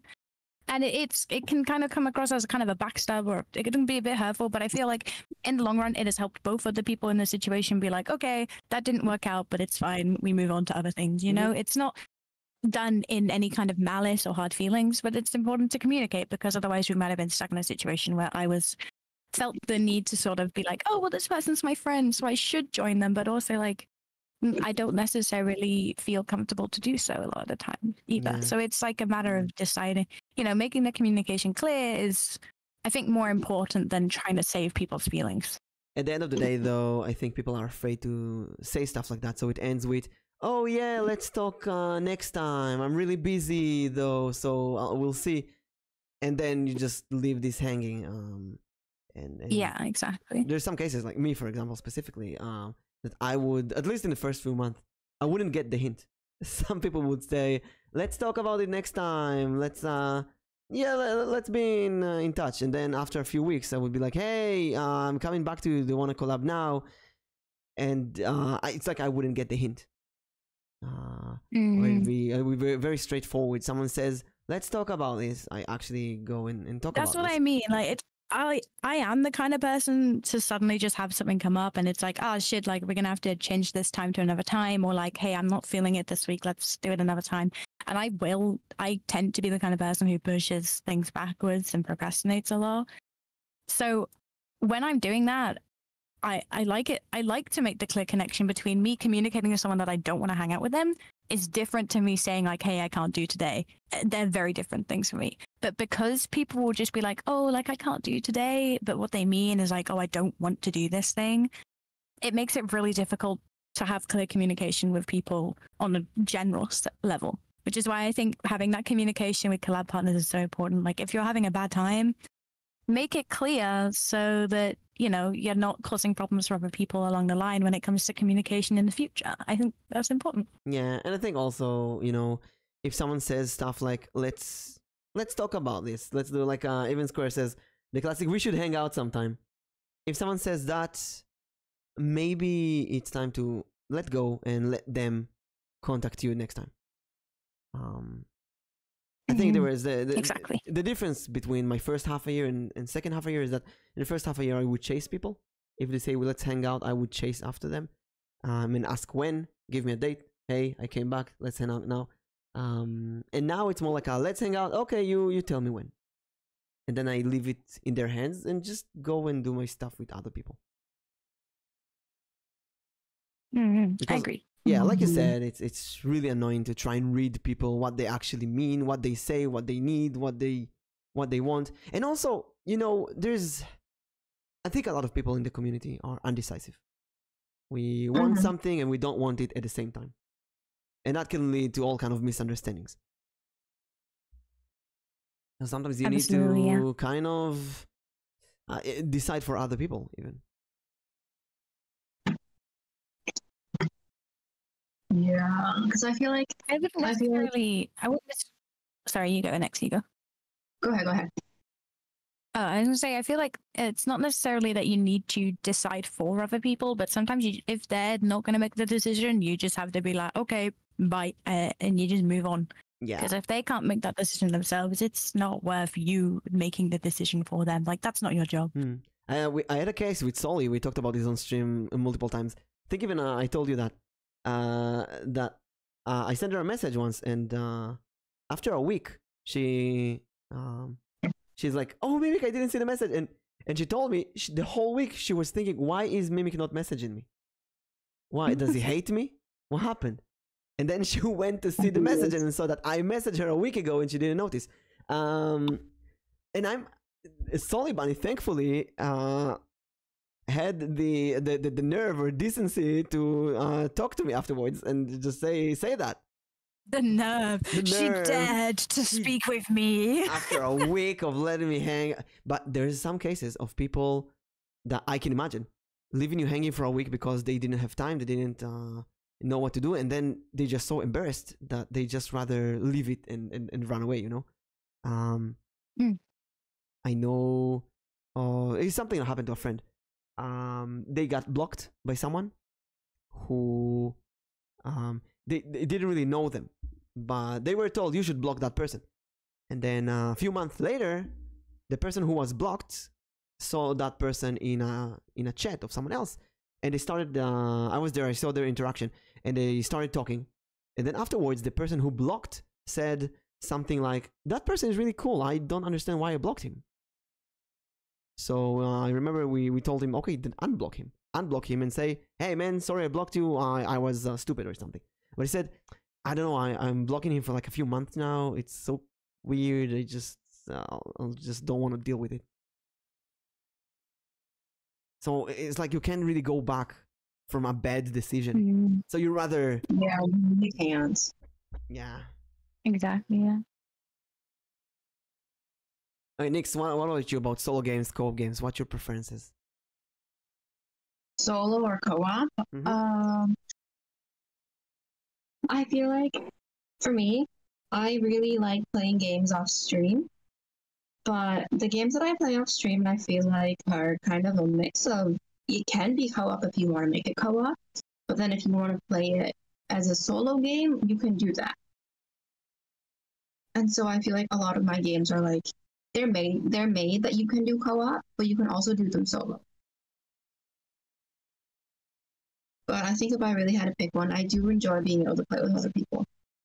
Oh, you know what? This is such a specific case, but a really good co-op game that I've just never gotten the chance to do on stream, but I would love to play this game on stream because I feel like it just lends itself to it perfectly. But Don't Starve Together feels like the perfect streamer co-op. I don't know why, it feels like because you're all constantly working together to survive as a group, it like sort of forces you to do teamwork, which I think is brilliant. Like, plus you can have like if one streamer wants to go explore, or if sorry, I'm getting so distracted I have to respond to someone. But if one person wants to go explore, if one person wants to farm food, if one person wants to build a base, you can do all that stuff, and it never feels like overwhelming. and it's only in Don't Starve Together. Maybe that's just me, but it How feels many? like that. That 4 players, or it's up to 4 players, right? I think it can be up to like 12. This is what I 12? mean. Like, Wow. you can have a lot of people in, but it never feels particularly overwhelming. Like, I've been sat in voice chat just playing with like friends, not even streaming, and it doesn't ever feel like there's too much happening. Because I've been going through all of my videos yesterday for the 1 year thing, and I saw my 2 or 3 Among Us gameplays, and I just remember suffering the whole time. And I stopped in the video, and I wanted to see how many people I recognized today. And it was like the first one was Izu's community Among Us. I recognized 3 people, including Izu. And then there was the second one with a different community where I recognized Nota, Alnich's friend, for some reason. And that's it. There's like 9 other people, 8 other people. I don't recognize any of them, even today. And I'm thinking to myself, if I ever play Among Us again, it has to be with a group of people that I know. Like when I did the Fall Guys collab, I made sure to invite only people that I know, that I collab with in the past. And Tori, you were there. That was so much fun. It was fun, yeah. And I think it was fun because I knew everyone, so it was obviously fun to me. And every time someone goes in, like, "Hey, Tori, it's Tori, how you doing?" And "Hey, Alnichi joined." You need to know the people if you play those kind of games. And if you play with a bunch of people that you don't know, it's just chaotic and suffering, and you don't understand. I think that really, and solo games might be somewhere in the middle. Oh, we got hydrate. So Maddie has a question. Maddie says, do you guys ever stream solo games but have people alongside you? Oh, yes. I love Diablo. But Diablo, I feel, is a really bad game for streaming alone. It's boring. It's just boring.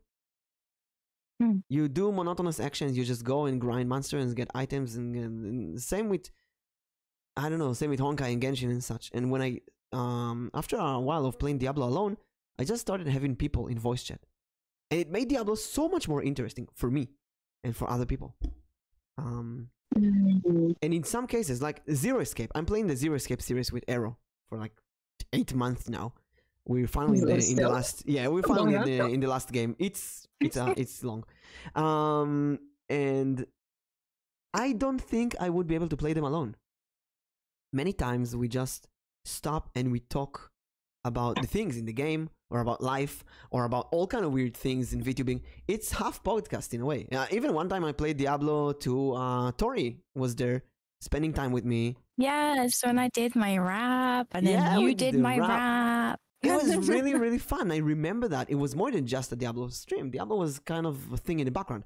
But then I asked myself, do we need Diablo? Do we need the game in the background? Can we just do a just chatting stream? Might be more interesting to the viewers. Do people actually watch the Diablo?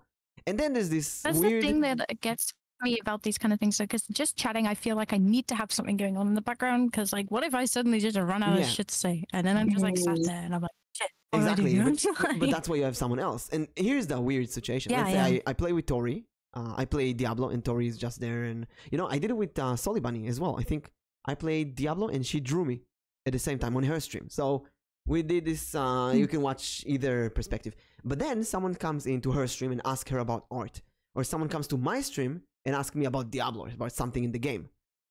And then you find this weird position where you have to disassociate with the streamer, with the collab partner, and talk to the viewers about something going on with the other action that you're doing.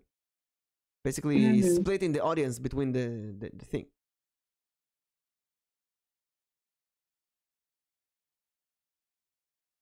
But then, like, so what about if one person, so let's say Mimic, you are streaming, but Tori, you're not streaming, you're just kind of hanging out.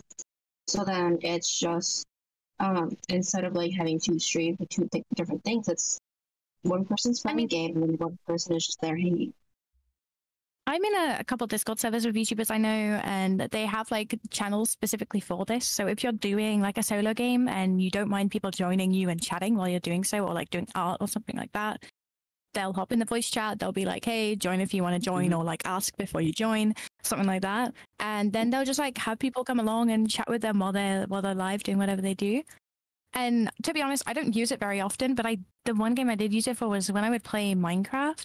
I used it quite a lot then, but I noticed that if I was especially like if it's a game where sort of my decisions take like a center role, like in Minecraft, the game is up to how you decide to play it and what you want to do. So a lot of the time when I'm playing Minecraft, I'll be talking about like, oh, let's do this, and oh, let's find this, and oh, like I'm talking about what I'm doing as I go, because I feel like that's what you normally do when you're playing a solo game like that. So then when somebody like joined like about halfway through, it was like suddenly whatever I was doing was sidetracked by the conversation, which was fine because it was still a good chat and I was able to talk to them and chat and whatever. But at that point, chat was already somewhat invested within the game itself and didn't care too much for the conversation outside of what we were talking about in the game.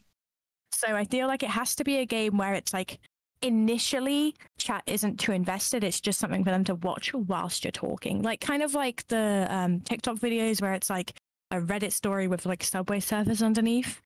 It's like something for them to keep attention span without being the centerpiece of the stream. And that's how you do sort of like the chatting with friends whilst doing a game. But it can't be a game that's sort of too consuming in keeping your focus, you know?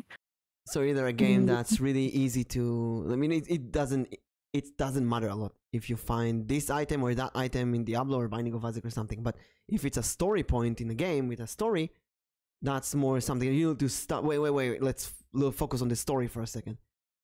Yeah, or similarly in like in a survival game or in like a base building game, a lot of the time you'll be like, oh, let's do this fun thing, or like, okay, I have to go collect these items. So like in Minecraft, say you're like grinding blocks, like you're getting loads of wood so you can make a house, for example. That would be like, when you're doing something like that, it's repetitive and it can become like a background screen for a conversation with someone else. But if you're like exploring a cave or running around the overworld, or like, you know, like chasing after a bee so you can capture it and keep it as a pet, something like that, those kind of things, it's like you're actively doing something that both you and chat are likely paying attention to. So having someone having like a conversation with you at the same time can get pretty confusing. Or at least it does for me anyway. Yeah. I've only ever done it once. I think after that one time, it felt fine, but I don't think I would ever do it again. The only time that I had done that was when I first started streaming, and it was one of my first horror games. So it was a horror game that lasted me, I think, a good 2 weeks. I just couldn't beat it. And it was just, I think like from then I didn't play that many horror games, so everything had frightened me. And so I was just like, I was like scared playing it, and then I thought it would be done, but it wasn't done. It was supposed to be like a 3-hour game that turned into 3 weeks. And so someone I knew was in chat, and they were said like, oh, if you want, I can hop into a voice chat and keep you company so you don't get scared. And I'm just like, you know what? Yeah, let's do that, because I don't think I can finish this game without like crying. And so they hopped into the voice chat and they just kept me company. And that was pretty much the only time. I don't like, it wasn't bad at all. And like they like joined me every single time I played that same game until it was done. But ever since then I haven't done it because I feel like, one, it takes a lot of dedication because the other person doesn't know how long you're gonna be streaming for. Sometimes they're joining randomly. Sometimes they're just doing their own thing. But it also is like a time commitment that they have to put in as well. And so I always feel like I don't want to be able to I don't want to take away people's time that they could be doing that. Yeah, I'm going back to the Game Grumps, which is a huge inspiration to me. They're doing something unique. They play a game, but they also have a personal conversation with one another. And in a way, the Zero Escape series with Arrow is the most similar thing that I've been doing like that. Because we constantly need to juggle from the story of the game to our personal conversations. And we can tell a personal story about my day or his day, and then we need to focus on something that happened in the story of the game. And when I started watching the Game Grumps many years ago, I was weirded out. I didn't understand, am I supposed to focus on the game? I'm supposed to focus on their story? What's going on here? Well, when I started doing that with Arrow, I found how fun it is to both have a nice conversation when it's a boring part of the game, and focus on the story of the game or laugh about the story of the game when there's a story segment. But yeah, absolutely. yeah, I feel like it's more interesting to the streamers than to the viewers. I really don't know. It's a weird concept. I think a lot of time it depends on essentially just how you start the stream. If you start the stream and you're chatting with someone and then you sort of lead into a game while still chatting, the people will continue to watch for the conversations because that's sort of what you started with, and they'll probably interject on conversations and be a part of that.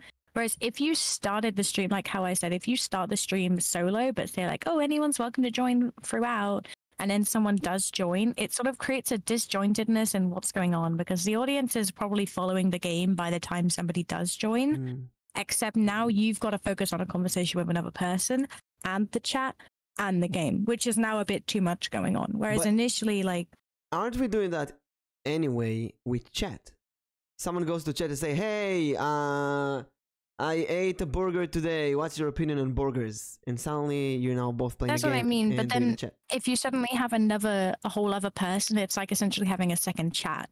And so then you've also got to balance like listening to the other like streamer who's with you whilst also listening to chat, whilst also playing the game. So chat can stay engaged. It becomes like quite a lot at once, I feel like. I do trust, like I do thoroughly enjoy having someone join me on the stream, but I just feel like you have to initially have them there. Like they can't join halfway through, or you just have them there from the start. Yeah. So then it's like clear to the chat what's going on. Like you're having a conversation as a whole one group instead of two separate groups, and the game is also there, you know? Then it's a little easier to cope with. What's your opinion? At least that's my experience. What's your opinion? Oh, stretch. Thank you, Nana. Stretch, ladies. Stretch. Thank you for the stretch. What's your opinion on chat that talks about the game versus chat that talks about something else? Because like I said, it's like a co-op. It's like someone comes to talk with you, but there's the chatters who talk about the game, and then there's chatters who talk about something personal that happened to them. Well, maybe this suits more a just chatting stream and not a specific game stream. I don't mind chatters coming in with stories to tell or like things to discuss. I mean, you know, it gives me stuff to talk about, which I am always grateful for because I always feel like I don't know what to say a lot of the time. But if chat is talking about the game, then A-okay by me. It means I can focus on the game and still have a convo with them, and it works pretty fluidly. Whereas if they're bringing up a new convo, as long as they like are all on the same page of what the convo is, it's fine. But if I'm getting like multiple different chatters constantly bringing up different conversations and I'm having to keep up with all of them, that gets pretty stressful. So I would say it's not my favorite when people come in and start giving me like extremely detailed explanations of like a movie that I've never seen, for example, because not only can I not discuss it, like not only can I not talk about said movie because I've never seen it, but it's also like we weren't talking about the movie to begin with. Like, why are you bringing this up, you know? Yeah, it's like some viewers can be very egocentric in the topic. Ignore what's going on right now in chat, ignore the game, ignore what you're doing, and just talk about their own thing, which might be completely unrelated to what was going on, and basically put everyone off. Yeah. Nix, you remember 2 weeks ago, 3 weeks ago, we had this bot, and we didn't know if that's a real person or a bot. Yeah, I do remember that. And the bot was talking, I don't know, asking random questions about some random topics. I do that. No, actually, Anton is... Oh, thank you for the hydrate. Anton is amazing at talking about the game. And I feel like any game that I play, really, any game, Anton will be there and find something to comment about the game. I feel like he's genuinely interested in the game that I play. He's having the experience with me. While there are viewers there, let's call them the jumpers, the viewers who jump from stream to stream, who just jump into the stream, say, hi, how you doing? Here's something funny or this nuts joke, and they go to another stream. And I feel like I don't know what they want, you know? It's like, imagine someone actually okay, when I was a kid, we have in Israel, we have this Jewish Saturday meals. Saturday, the whole family gathers together at home and we eat. And then there's like Sunday lunch, yeah. We have 3 meals. We have Friday evening, then we have Saturday morning lunch and Saturday noon. and then morning and lunch. Basically 3 meals. And then there's the people, the house hoppers, who would go outside and go to each house of their friends, like, hey, how you doing? What you do this week? How was the day? Here, have some food. Here's this. Okay, have an amazing day. We're gonna meet other people. And they just jump between. They're going through the whole street between the whole neighbors. And I hated that as a kid. I hated it so much. I don't know why. It drove me crazy. My brother had this friend who would just go to every single person in the street, say hi, and then leave. And I feel like you're not here for me. You're here for you. You don't really care what I'm doing. You just want everyone to know about the news that you have. That's what I feel, at least. They go, they say, they tell about their own news. And I know it might be wrong to think like that. Maybe they're genuinely interested in you. Because I do it sometimes. I sometimes go to someone's stream saying, hi, how That's you what doing? I mean. I Stay don't for a mind bit. people like sharing news, but it's a little different than like bringing up like an entire new topic of conversation whilst you're already having a convo with chat. Like I said, like with the movie example, if they're like, if they come in chat for the first time and they're like, oh, hey, do you guys know what my favorite movie is? And we're like, no, what's your favorite movie? You know, because you're like, oh, okay, well, no, what is it? And then they are just like, they're going on a, like, obviously you kind of brought it upon yourself because you like asked, but then it's like they start going on a rant about this movie and you're like, oh, I've never heard of it. And you do like that, I'll have to check it out. But the list goes on forever and it's never going to happen. But I have to check the it list out. is there. Yeah.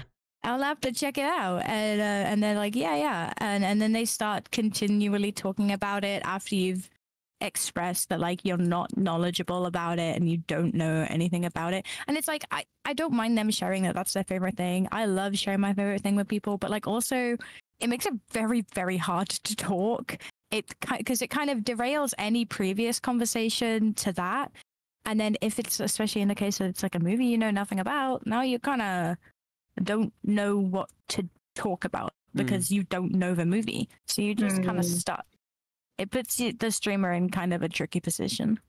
I feel like co-op game really helped me with that kind of situation because, especially if we're on one channel, because the other person in the co-op can assist with chat. They can help you ignore annoying messages and refocus the conversation on what we talked before and so on. It's like right now when we're doing the podcast, if someone would write something, I don't know, talk about their favorite movie in chat, which is completely unrelated to what we're doing right now, it would be easier to ignore that because I can just talk to you girls and we can just talk about something else and move to the next topic and so on.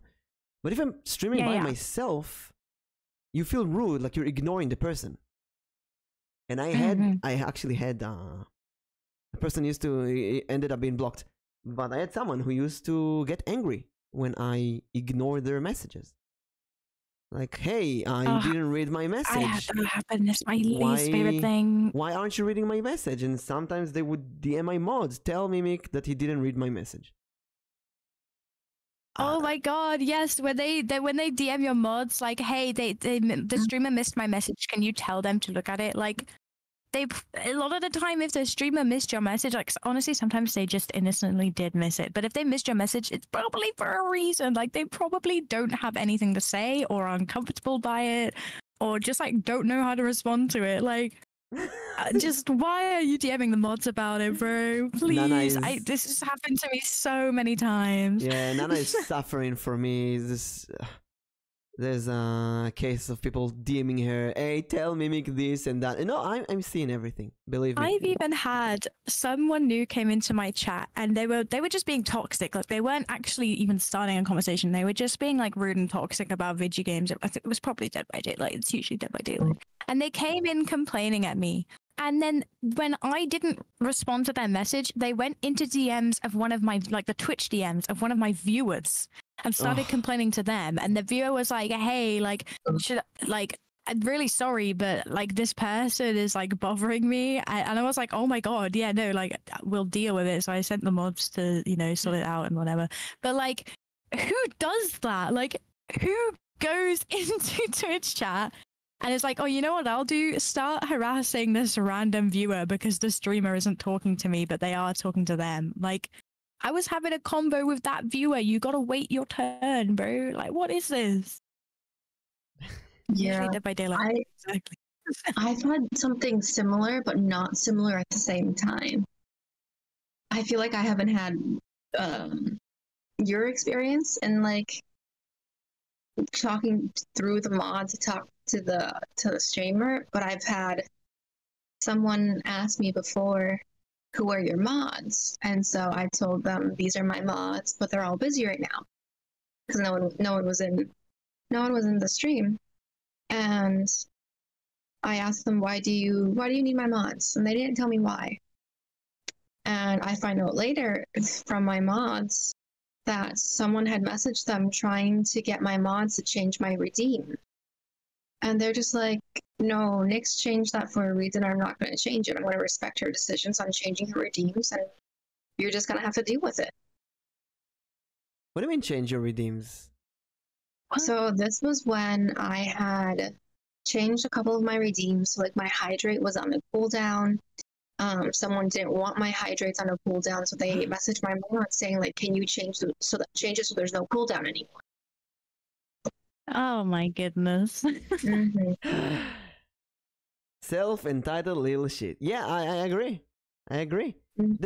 It's not even how, I don't know, it's like, I want to say common decency, common Twitch etiquette, but it's like, it's egocentric. People The go thing to the is, chat I and they think noticed- they know better. They think that they need to choose for you. To play on a point that we discussed earlier, but I noticed these kind of people only within VTuber communities. I have never seen like a face streamer have to deal with the kind of people who are like telling them what they should be. Like obviously sometimes you'll get backseaters. I see those quite a lot. But I'll never have someone like go to a streamer's mods or complain about their redeems in like an actual that's the wrong word, but in like a face flesh tubers stream. I've only ever seen that happen in VTuber streams, which is what got me thinking like, why is like I really feel like it's the Japanese culture, the VTuber culture, the loot-tubing culture, that's you control the streamer, the VTuber, they are your product, and you can ask them and they will have to do whatever you ask, because otherwise you will not watch them. Basically, VTubers are your slaves, while streamers, like face streamers, have a face out there. They're real people, and you cannot be rude to real people, but you can be rude to cartoon characters. We are first cartoon characters, and therefore people can ask whatever they want from us, and we have to do it. It does kind of cross that way sometimes, doesn't it? Like I'm not gonna lie, it feels that way.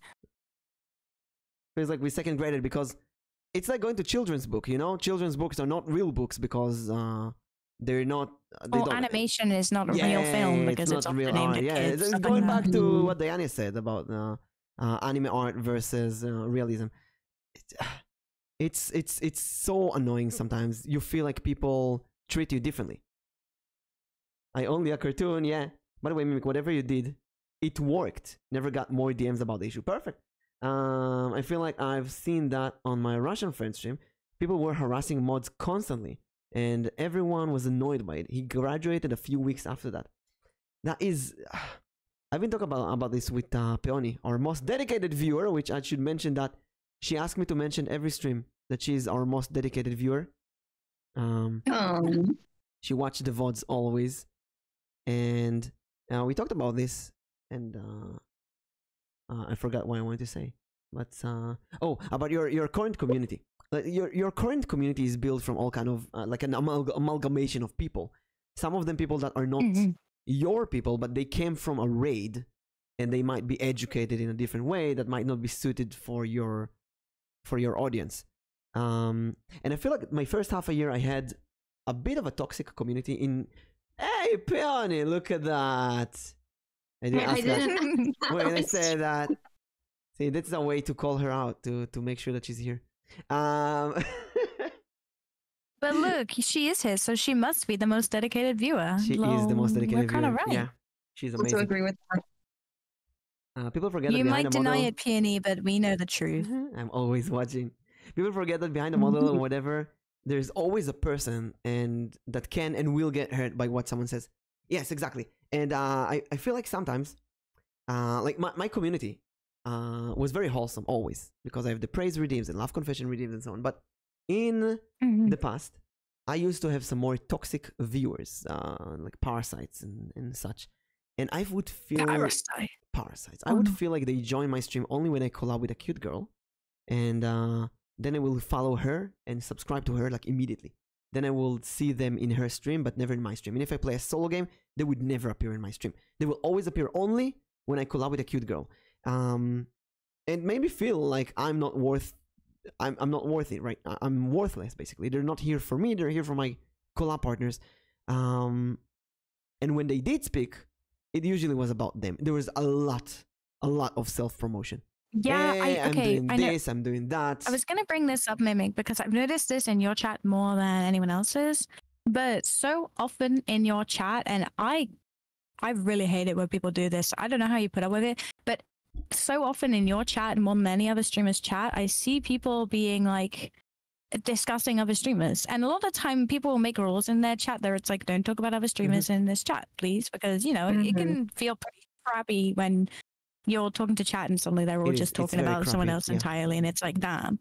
But I see it so often in your chat more than anywhere else I've seen it. I don't know what it is, but I not really, so much anymore, but definitely a while ago I saw it all the time, and I was like, oh my God. I've been working so hard on that. I put in my rules, no self-promotion, no promoting other streamers, no talking about other streamers. And it happens every once in a while. There's someone who says, hey, I'm watching this guy's stream. Hey, oh, that streamer is so... I have someone who is even talking about how my stream is better than other streamers, if it's like from the other way around, but still makes me uncomfortable. Yeah, like, don't say that either. Like, it's yes, it's a compliment, but like, we're not out here trying to put each other down. We're just trying to support each other. So when you just start discussing our streamers all the time and being like, oh, I enjoy your stream more than this person's stream, or etc. So like, we as streamers know how much effort we all put into making like good stuff for people. Like, it's a lot of work, TBH. It's a lot of work. I know I sound like the kind of person who's like, guys, playing video games every day is really hard, but like, genuinely, there's a lot of work put in. And so when you see that kind of stuff, when it's even especially aimed at your friends or aimed at you, it fucking hurts, bro. Like, don't be that guy. Don't be that guy, please. I think the biggest problem is that I'm very, I'm very okay, I'm very approving of those kind of conversations. While if any of you, Nix or Tori, would ask me what to do in that case, I would say, just say, please do not talk about other streamers in my chat. End of story. That's it. And I will stop doing that. I just need to start doing it. You know what? Anthony, Nana, next time someone talks about other streamers in my chat, someone talk about me right now so we can practice Mimic's little thingy. No, not about you. You're here. Hey, okay, talk about someone who's not here right now. Is streaming right now. You see something like that, you just go, please don't talk about other streamers. That's it. It's so simple. But I feel like I would be disappointing my viewer if I do that. Maybe it will feel like bad and go away. Yeah, I just feel like it comes across as they just see you as being jealous, which in some scenarios, yeah, it can make you feel jealous and upset and like inadequate. But also it's like when you're talking about that stuff with the streamer, for a lot of streamers, it's a sensitive topic. Like, they will have that imposter syndrome. They want to do good. And when they see the people who are usually their supporters suddenly like not really conversing with them but having a separate conversation about other people, then it's like it comes across really crappy, you know. It comes across like, damn, like, what am I doing wrong, you know? Let's see. Peony said, I make sure to let my chat know when I'm streaming. I am acting as my 2D model Peony, and Peony is not really me in real life. That usually puts those poorly behaving people in place and make them behave. And she also says, you set the rules and expectations. If they don't like it, they can leave. I think my problem in the first time was that I couldn't let people leave. I felt like if someone leaves, I would stay without anyone. So I would be agreeable to whatever they say, even with self-promotion. But lately, especially since we started the podcast, I feel like my mindset changed. Even without doing specific actions, I see less and less of those people. Another perspective as well. When like I've seen other people, like I'll hop into a friend's chat, I'll be like, hey, and people will say hi, and even that much, like people saying hi back to me in chat is enough for me to be like, oh shit, I've overstepped, because I know it's nothing, but like as a streamer, and if you join a chat and then suddenly the chat is only talking to you, it's like, oh fuck, like I need to leave, like I don't want to be taking away from especially when it's a friend, you don't want to sit there and be like, oh shit, I feel like I'm taking away from my friend's stream right now. It's really uncomfortable from the streamer's perspective as well, like in the opposite direction. Mm-hmm. So when a chatter is being like, oh, hey, like this streamer is live right now, if that streamer then later comes and lurks and the chatter like brings it up, or like suddenly chat is focused on that, it is so uncomfortable for both sides of the spectrum. Like the streamer streaming now sort of has to be like, haha, yeah, they're my good friend, lol. While the other streamer has to be like, hey guys, so we're watching this person's stream right now, not mine. So let's move on, shall we? Like I remember having to say stuff like that in people's chats in the past, because it would be like, I don't mind chatting with you guys, but also like I'm here to watch my friend's stream. I'm not here to have a combo. Yeah. If I offended you, DM me. But if you feel Mimic offended you, please don't DM me. I can't do anything about it. That is DMing someone else. That's so funny. If Mimic offended you, Sorry, grow up. Don't be on the internet, please. Nana, who is not Mimic, saying, if Mimic offended you, please don't DM me. It's like just really fucking funny. I can't Don't send me explain when DMs. it's like, Oh, wait, if P-chan, Mimic offended you, please don't DM me about it. I am not Mimic. That doesn't make sense that you need to tell that to people. That's crazy. Listen, if I offend anyone, DM Peony. She's she take care of people who bad people on the internet. She knows how to destroy She them. takes care of them. Yeah. DM me. She's If killer, I she's offended you, killer. DM me, but don't prepare, don't get don't I don't know. Fuck off. Hold on. Fuck off. Go drink some water. Go play outside. Go touch grass. What do you mean you get offended on the internet? If a streamer blocked you, we'll go watch someone else. End of story. And excuse me, if you're venting in my chat for like 2 weeks in a row, and everyone in the chat tries to tell you stop doing that, and you're still doing that, and you get blocked, get the hint. It's unbelievable. Oh, wait a second. Keep talking. Keep talking, okay. I remember I used to sit in the friends Twitch chat, and there would be this streamer who raids every time, and every time the streamer would then like, they'd say like, instead of just being like, oh yeah, my stream was good, we did this, they'd like start going in detail of like everything that happened during the stream. And I get that they want to like talk about it, but also like it's kind of awkward when a raid comes in and they're just talking about their own stream and what they did, and it's like, oh okay, okay, let's get back to what I was doing, and, you know, like, thank you so much for the raid, let's get back to what we're doing. But I would see the streamer in this other person's chat practically every other day. They raided almost every day, and then immediately the conversation would be solely on them. All of their chatters would come in, and they wouldn't talk to the other streamer they just raided. They would only talk to the streamer they'd come from. It wasn't a good look. Really?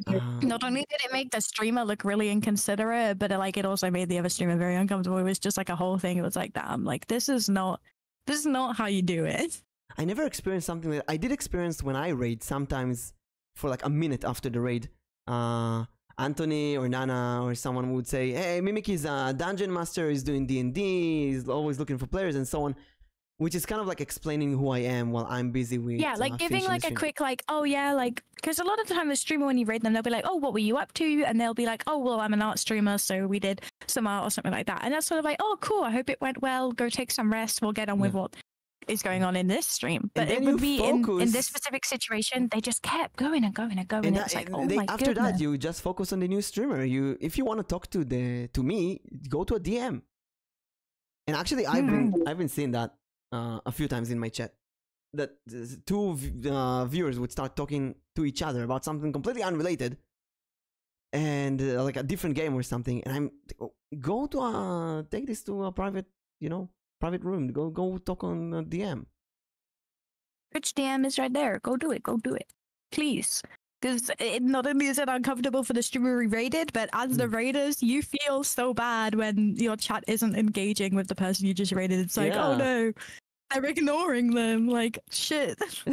That's why going back to solo versus co-op games, I feel like, although I really love more doing solo games, doing my own thing without any worries, I feel like being with someone else helps so much ease these kind of situations and deal with them. Mm-hmm.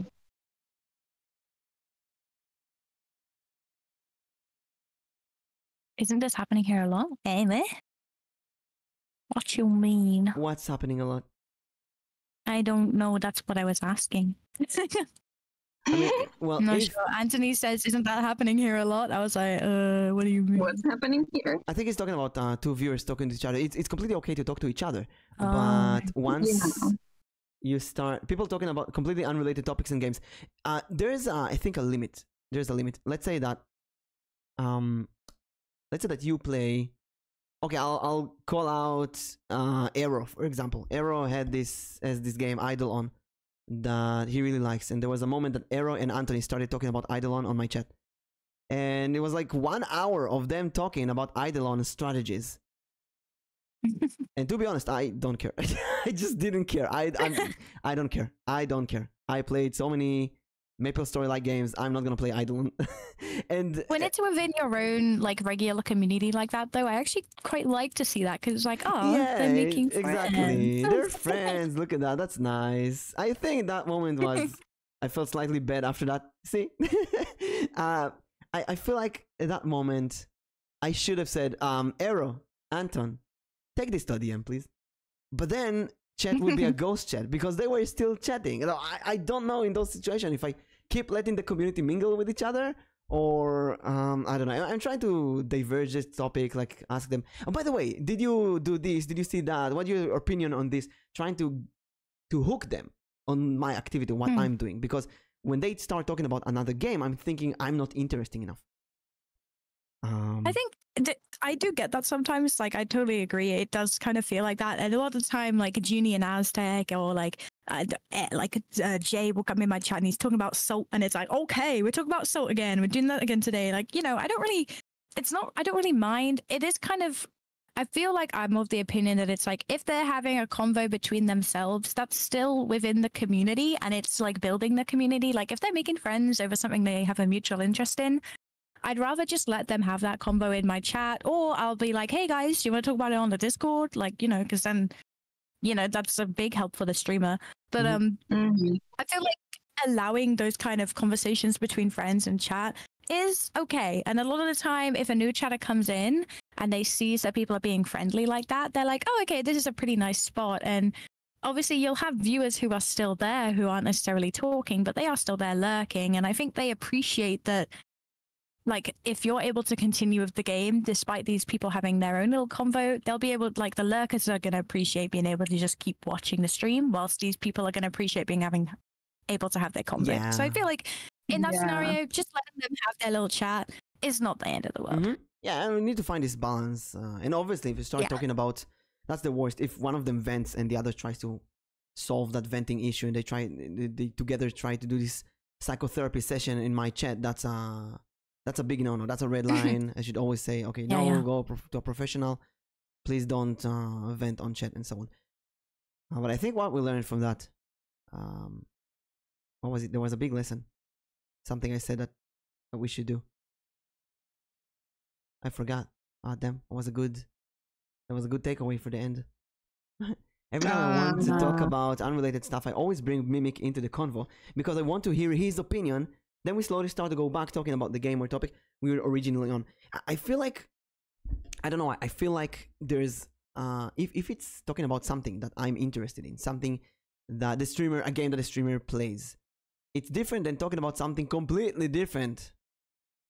Like a personal life or someone, and I don't know, it's like, maybe it's a vibe, maybe it's a intuition thing, a feeling thing, I really don't know. Chat etiquette, but it's complicated, you know, managing chat and the expectations and what can and cannot be done, and viewers bringing something that you're like, you don't want them to talk about, you don't want to be there, and it's completely okay to say, hey, don't do that. Oh, talking about other streamers, you have to have a backbone when someone talks about other streamers for any reason and you didn't mention those streamers. You have to say, please don't talk about other streamers in chat. That's it. Yeah, especially like if you have it in your rules too. If you have it in your rules, like don't talk about other streamers, like you really need to enforce that. Yeah. What do you do when the other viewer who's initiating the conversation is another VTuber. And they go in and say, hey, I'm gonna stream, okay, bye. And then they go and they stream. What do you do in that case? But it's someone, let's say it's a casual VTuber that you collab with. To be honest, if they're just being like, hey, I've got to go stream, like they're saying goodbye, like, meh, you know? If they came in if they came in like, hey, okay, I'm going to go stream now, bye. Like now I'm kind of like, oh, okay, I guess I'll talk to you later, you know? Yeah, but do you talk to them later? Do you say... When someone is... What do you tell them? When someone's coming into chat announcing they're going to go live, it's like, I feel like my chatters are my chatters, you know, and they have their chatters. Like, if they decide to switch between it, like, they were going to go live anyway. So if they switch over because they saw it in chat, they were probably going to switch over when that person went live in the first place. I don't really saw that much in that situation, so I don't really care. Maybe I'm too lax, but... Or you'll have the people who they have the multiple tabs open, or they'll have the multi-Twitch open, and then they'll just go from there. Yeah. But I feel like every time like someone, like another streamer, another comes into my chat and says like I'm gonna chat soon, I feel like most of the time it's like actually I feel like I've seen it less now than I did before. Before, I would see people say like, "Oh, I'm gonna stream really soon. I hope to see you there when I'm like currently streaming." And then, I have other people who they're streamers, but they'll lurk. They won't say anything until something prompts them to speak. But then they don't want to make themselves known. And it's really different types of people. Take Peony, for example. I cannot imagine Peony saying something like, randomly, right now, writing in chat, hey, I'm gonna stream in 1 hour or something. She's just... Melody, that's your cue to write it. That's your cue to write it. Do it now. But she's just not the type to do it. But then again, there are people who are not here right now who would do it. Suddenly, out of nowhere. Hey, Mimic, I'm gonna stream in 1 hour. Now, there's cases, okay, let's say someone asks me, hey Mimic, I'm gonna stream later. Do you have any game recommendations? There's some cases, Altrian asked me in a DM recently, when are you going to stream? Because I don't want to stream the same time that you do. I don't want to overlap, so I'm gonna stream later or something. That's really considerate, that's complete opposite. But then there's people who are like, hey, I'm gonna stream. Hey, I got a new model. Hey, I got this. Hey, some even go as far as asking me to watch their stream. I sent them a DM as soon as my stream is over, stating, hey, I would like to talk to you about what happened earlier. What made you think that was okay? Oof. I can't do that, Pichan. I will send him to you. I feel like a lot of people come into my chat and do this. Maybe I should be more like strict about it, but I don't know, I've never been that bothered. Like when people come into my chat to tell me about their like streaming events, I'm kind of just like, oh, that sounds cool. Like, I don't know, man, I'm just kind of like, oh, cool Send it all news. to me. And it's like, listen, when I go to someone's chat, who was it? I think Diana. Diana is so freaking supportive and adorable. I go to her chat, she immediately shouts me out, and she asks me, Mimic, when are you going to stream? Mimic, when are you going to stream? So I answer. But if I'm not asked directly, I would never advertise my stream.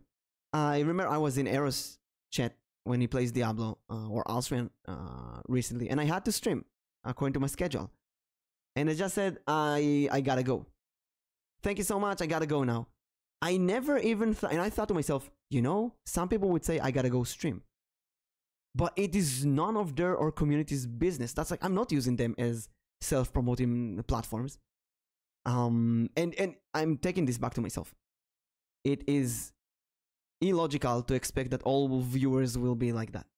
They don't, and it's my... I'm not gonna lie, I wouldn't have even considered that. Like, I've definitely said stuff like that before where it's like, oh, okay, I gotta go now, I have to go to do my own stream. It's just like an explanation of sort of why I'm leaving a lot of the time, but it's like, I wouldn't even have considered, because a lot of the time, I mean, and maybe I'm just more lax with it within my own chat, but a lot of the time it's like, if someone's coming into my chat and even just saying like, I'm going live in a little bit, I'm like, cool, have a good time. Like, I don't know, it's never been something that is like, it never feels like they're actively trying to like promote or pull chatters. Like they're just like saying like I'm doing this thing, and they're like looking forward to it. Maybe it's like, a bit more. And again, like I say, especially when it's someone I know or a chatter who is like known by my chatters, if someone you collab with or someone that you have fun in that situation, it's like my chatters probably are following that person as is, and if they're going to go live no matter what, if the chatters want to leave and go to that stream, they will anyways. So the streamer saying it in my chat is like no biggie, because it doesn't really change anything, you know? I think maybe it's burning like, a bit more right now is because it happened to me recently a few times that someone will go in and say, hey Mimic, I'm going to stream right now, and then someone in chat was like, oh, I'm gonna check out their stream, and they actually went to check out that other person's stream. And you know, like you said, it's okay, it's part of that, it's completely okay, it's part of that, but I feel used. I feel like they just use my platform to promote themselves. Yeah, I kind of see that. And I don't want to be the... I feel like that's a very different story, though. Them being like, them coming in to specifically say they're going live now, that's like, okay, there's no plausible deniability there, really. That's them coming in to say, yeah, that's kind of crappy. But I feel like in most scenarios where they're just saying like, oh, I've got to go, I have stream now, or like if they're just sharing like, I got this new model, I'm really excited, I don't think necessarily that's them self-promoting. I feel like, but them coming in and being like, I'm going to go stream now, and that's like all they've really said, then yeah, there's not much plausible deniability going there. And it's like they expect you to give them a shout out as well and tell people to follow them. Yeah. I feel like now a lot of oh my god, is that what people expect? I didn't realize. Yeah. Wrong. Oh, I hardly ever shout out, to be honest. I only ever do it if it's like a friend who I'm doing something with, or like a raid. I feel like I don't use the shout out enough, but like, which also reminds me, you know, if I don't use it, then people can't abuse it. That is correct. Which reminds me to shout out these ladies. Follow Tori, and also follow Nix. Hello. Aloha. Nix, what do you want to say? What was I gonna say? About the shout out, people expecting you. That, and like sometimes like with like when your friends are the streamers and they're like popping in, like, and they leave to stream, sometimes they just say, oh, I have to go do something now, I'll see you later, because they don't want to take the attention away from you during your stream. I get that more now than I used to. I think before I used to get like, oh, I'm gonna go stream now, see you later. Like, I hope to see you there. Maybe it's the podcast effect. Maybe. I feel like my entire community changed since we started the podcast. My community before the podcast is completely different. I feel like this is kind of unfair, but I feel like this is a way to say all the things that I like and don't like without feeling ashamed of it. While in my own stream, it kind of feels uncomfortable putting people on the spot. I see what you mean. That's kind of just the politeness I've learned from my time streaming. Exactly. Actually, yeah, if you're a streamer, you kind of see other people do the good things, the bad things, so you learn. You learn the Twitter. This is something Twitch I etiquette. worry about a lot, because a lot of things that people point out, like a couple of the things you guys are pointing out here, have never been things I've even like considered or like an issue. Like people coming in chat being like, "Hey, I'm gonna go stream." I'm like, "Okay, have fun." Like it's never occurred to me that like that's them being like, hey, can you shout me out for my stream? Like, I don't bring this up very often, but I am an autistic person. So when people say that, I'm not taking that as them meaning, hey, I'd like a shout out. I'm taking that as them meaning like, I'm going to go do this thing. And I'm like, okay, have fun with your thing that you're going to do. I take it incredibly literally. So when you guys are discussing this shit, I'm like, oh my God, like I've probably done this stuff before, but I didn't realize like people interpret it that way at all. I don't think people realize that. I think people from both sides don't really know, but you ended up feeling like, what's going on? I mean, this is like, think you're a stand-up comedian and someone gets on the stage and say, oh, by the way, everyone, I'm here, and they go down and I'm gonna do stand-up in the next hallway, bye, and then they go to the next building. You don't do that. You just don't do that. It doesn't make sense. But on Twitter, on this virtual stage, people do that non-stop, constantly.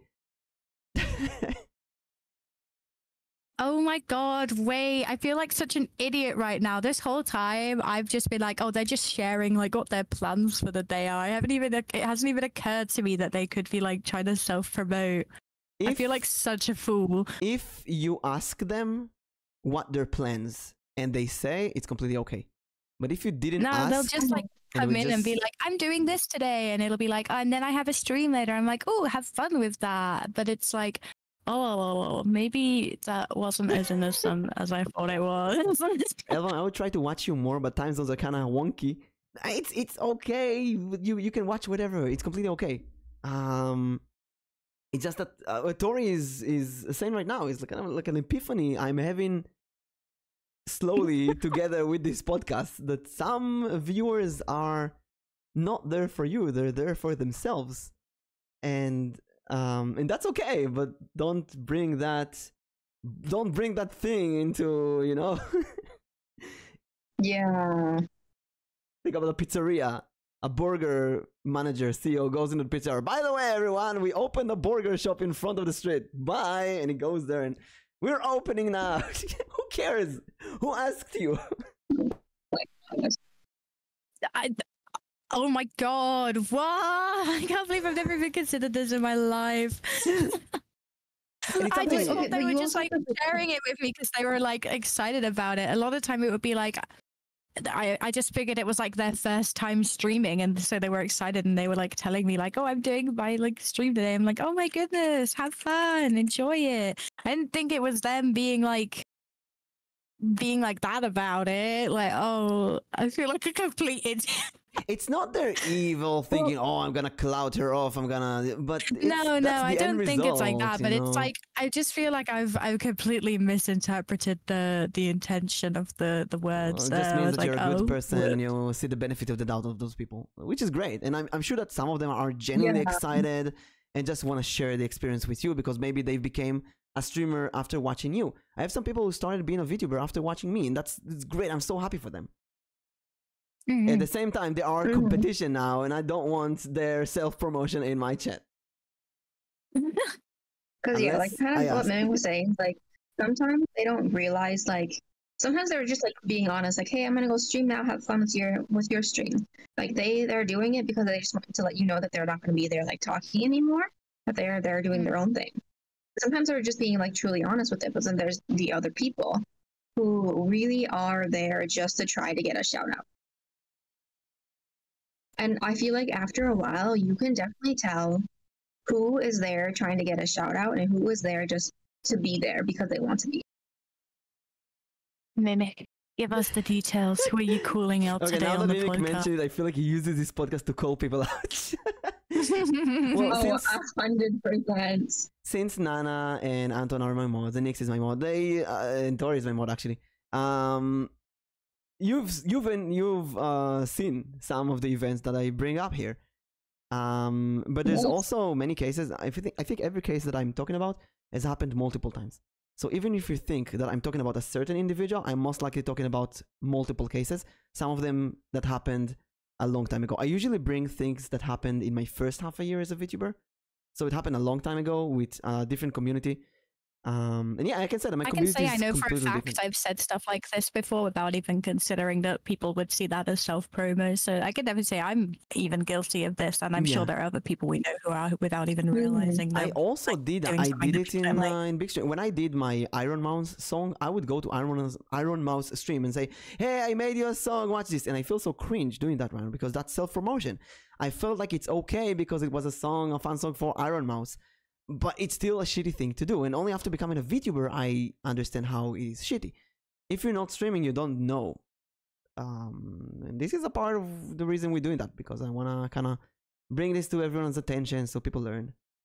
I was used by a person like that. Yeah. It was a total pain in the ass, faking being my friend for the shout-outs. Yeah. That's why I don't shout out people unless it's a raid or I'm collabing with them. Yeah, same here. Yeah, I've honestly kept to the same thing, but not for that reason. I just didn't. I just felt like it's kind of, I don't know, it's a little weird to me to just shout out people just for like showing up. I was like, nah, they have to have a reason to be shouted out, you know? Yeah. Like if they give a really funny chat message, I'll be like, you know what, I'm a shout them out for that. But like I know. I just use it for like people who I'm like, yeah, you deserve this for doing something that I approve of, you know, usually. That's what it is. You will hang out on my stream. You know, hang out on my stream. There's a few cases I remember from my first few months that there are people who hang out in my stream, but they only talk about themselves non-stop. So it was basically hang out on my stream to talk about themselves. And do you have those kind of friends in real life who only talk about themselves? Whatever you say, they diverge the topic about themselves. I have a friend in real life.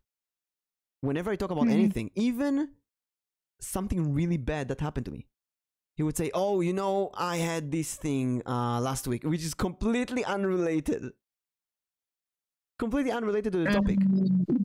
I mean, some people do genuinely show sympathy through shared experiences in that way, but if it's like entirely unrelated to the thing, like, I don't know, sometimes I notice myself doing a thing where it's like, I'll try and be like, oh, I understand how you feel because I've had this thing that is similar to that happen to me. But when, exactly. But like, it's a bit different when they're like, I mean, maybe they just misunderstand, but when they compare something that is like a very like very close to your heart for you and compare it to something like them, I don't know, not liking their homework or something. It's not even comparison. It's completely different topic. Let's say I'm saying, oh, I've been boycotted by school, or I had a really bad day today. They're like, oh, you know, I went ski vacation last week. It was so great. Like, man, I'm talking about something serious here. Who gives a shit about your ski vacation now? Damn, I was thinking like they were bringing up something bad that happened. Like I was thinking like when you said that, it would be like completely different topic. I had this horrible thing happen to me, and they're like, oh yeah, no, like I totally get it because I ate a moldy sandwich earlier today, and it's like not quite the same thing, but you tried. There, but no, that's like totally different. In a way, it's kind of like you're playing a game. Let's say I'm playing Binding of Isaac. I'm talking about the, I don't know, statistics, and I'm doing theory crafting about the Binding of Isaac, and then someone goes, by the way, Mimic, I paid $7,000 for a commission today. Oh my god. Okay, good for you. What do you want me to do? Can you shout me out? That actually happened? That's a lot of money. That is a lot of money. How much? What kind of? I'm kind of curious. Like, what kind of commission was this? Because they what got the fuck? everything back in their debut Sabaton. And they almost didn't stream it all afterwards. So, you know, it comes together with those kind of things. Just show you that a big model, an expensive model still doesn't mean that you're going to stream. You need a bit more than that. Oh, nice bro moment. Yeah. Oh, nice bro. And then go to a different topic. I feel like people said that was a dead meme, but it was such a useful thing. Like, what was it? Like that's cool, bro, or whatever. And people would be like, that's such a dead meme. But like, it was so helpful. Like, I loved being, it's kind of like the same thing as like the who cares now, I guess. But it's like, that's cool, bro, is at least a little more polite than just straight up being like, who gives a shit, you know? Who gives a shit? I sometimes really wish I could be like Asmongold. I watched a few Asmongold streams recently with the Diablo 4. And he's so straightforward. When someone says something that doesn't make sense or against his rules, like, no, don't do that. And it's so, it works. And yeah, someone gets offended, but it's someone you don't want as your audience. So maybe I should do that more. I don't know. I mean, I could do that more and really, really play on the mean and menacing part on my end. Yeah. In a way, I think it all comes down to the number of viewers I have. If I don't have viewers, I really try to be more nice to everyone and kind of forget the rules every once in a while. But you have more viewers, you can deal with the rules a bit more. Yeah. I noticed that larger streamers a lot of the time will like it not necessarily in an attempt to be rude to people or call people out, but they do pick out certain channels that will say something like cringy or stupid. They'll be like, you look like a fool right now. They're making like a bit out of it. Yeah. But at the same time, they're also like expressing their opinion on something they think that is like not appropriate. And I would see that and I'd be like, that's genius. That's genius. Because they're like making it like a haha joke for the rest of the chat. So it's not uncomfy. While still pointing out, like, that person will still be like, oh, I feel like an idiot for doing that now. Like, I'm not going to do that anymore. Without feeling like the streamer is actually just straight up having a go at them, because it's like, oh, well, they're just making a joke. But so I don't get made a joke of, I'm not going to do that thing anymore. And I was like, that is so smart. I think it was actually one of my close friends who got me into VTubing had like told me similarly, like when people are doing weird, uncomfortable stuff, especially for female streamers, when there's like weird, creepy people who are getting a little too comfy about their compliments or etc. Making fun of them is like the easiest thing to do, and it, like the rest of chat will be like ha ha ha ha, and it makes content for you. It's, you know, you're like using it to your advantage gently. So I just don't know. I don't consider it very often, but when I see bigger streamers doing it, I'm like, oh my god, I forgot I could do that. That's so cool. By the way, next hour we time. Can you stay longer, or do you need to go? I can stay for a little bit longer. Okay, because this is really getting interesting. Well, I think we covered this a lot. Let's go to something a bit more fun. Redebut, or a 2.0 version, and how to choose your model. Oh, and Tori, I didn't ask you if you can stay a bit more. I am very hungry, but yes, I can stay a bit more. I would just want to make sure I get food before we start D&D. Oh yeah. Oh, don't worry. We're not gonna stay that late. I'm gonna stop the stream. I'm gonna rest. Cool. I unfortunately have a load sheet of homework to do, and I didn't know if your plan was to keep going all the way through until D&D or was. So I was just prepared in that instance. I was like, shit, I need to get... ChatGPT told me. I used to, but ChatGPT told me to do 2 small strings. So ChatGPT told me not to. I can't say that I tried it if I'm not gonna try it, right? ChatGPT controls it. Stretch time. Stretch and hydrate. No, let me. You're stuck here forever. We're all stuck here. Yeah. As long as it, you know, sometimes there's people that you can talk with for hours and hours. I feel like Victoria, I can talk for hours about this kind of stuff. I mean, like a lot of time because I disagree with you, and you're like, oh shit. Like we end up bringing up counterpoints to a lot of the stuff we have, and then it's like a deeper consideration, you know. Yeah, but at the same time, I feel like all these counterpoints make sense. It's not like you're wrong. It's like, hey, here's a different logic for that kind of thing. Actually, Mimic, you're wrong. Actually, technically, hey, I respect your DMs. I can make you lose experience points, young lady. You haven't checked your DMs in a while, by the way, Mimic. I messaged you something very important. Oh my god. Is it very important? Is the words very important? It's it's actually very, very important. Oh my god, how dare you. Here you go. Actually, if we were not talking about this, I would skip a bit. Like my heart would fall to my underwear. That's like the she wrote, Mimic, you offended me. That's like the worst thing that I can get a message. Something like, I DM Mimic like halfway through stream earlier. I was like, Mimic, you offended me, because you kept bringing up like, if people are offended by me, they can just fuck off. So I was waiting for you to be like, fuck off, but then you didn't do it. I stopped looking at Discord during a stream because once you get such a message, I got such message in a real stream. Not you offended me, but something like, I felt really uncomfortable, and can you please unpublish the VOD? I got that, I think 3 times in this year. 3 times? 3 times this year, I think. During the stream. I know. During stream. I think a lot of times people do that because they themselves are uncomfortable with how they acted. Like, I know I've asked people, I was like, hey, I didn't feel like myself that day. You know? Yeah. In all 3 times, it was because of how they acted.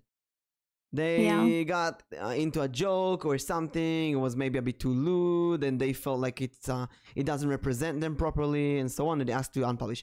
But yeah, like they get carried away, and it's just like it can make you feel like, oh my god, that's just out there now, and anyone sees it. So I can kind of see how they're like, damn, exactly. Like, could you?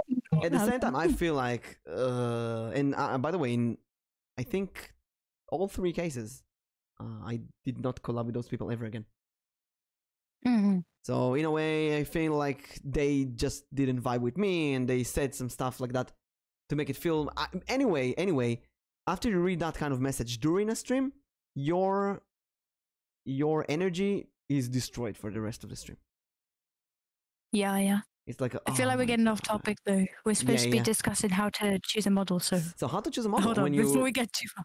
Yeah, when you read a build, like Tori, you were slime, now you're a zombie. How do you choose a new model? Okay, so I don't think I did it the way that I would recommend doing it. When you're choosing a model, it's character design, and I'm an art student, so I would say the normal way is you find, like, a lot of times in VTubers, there's sort of 3 key themes, maybe a key color palette, a general personality theme, and all of those things go into creating a coherent character design.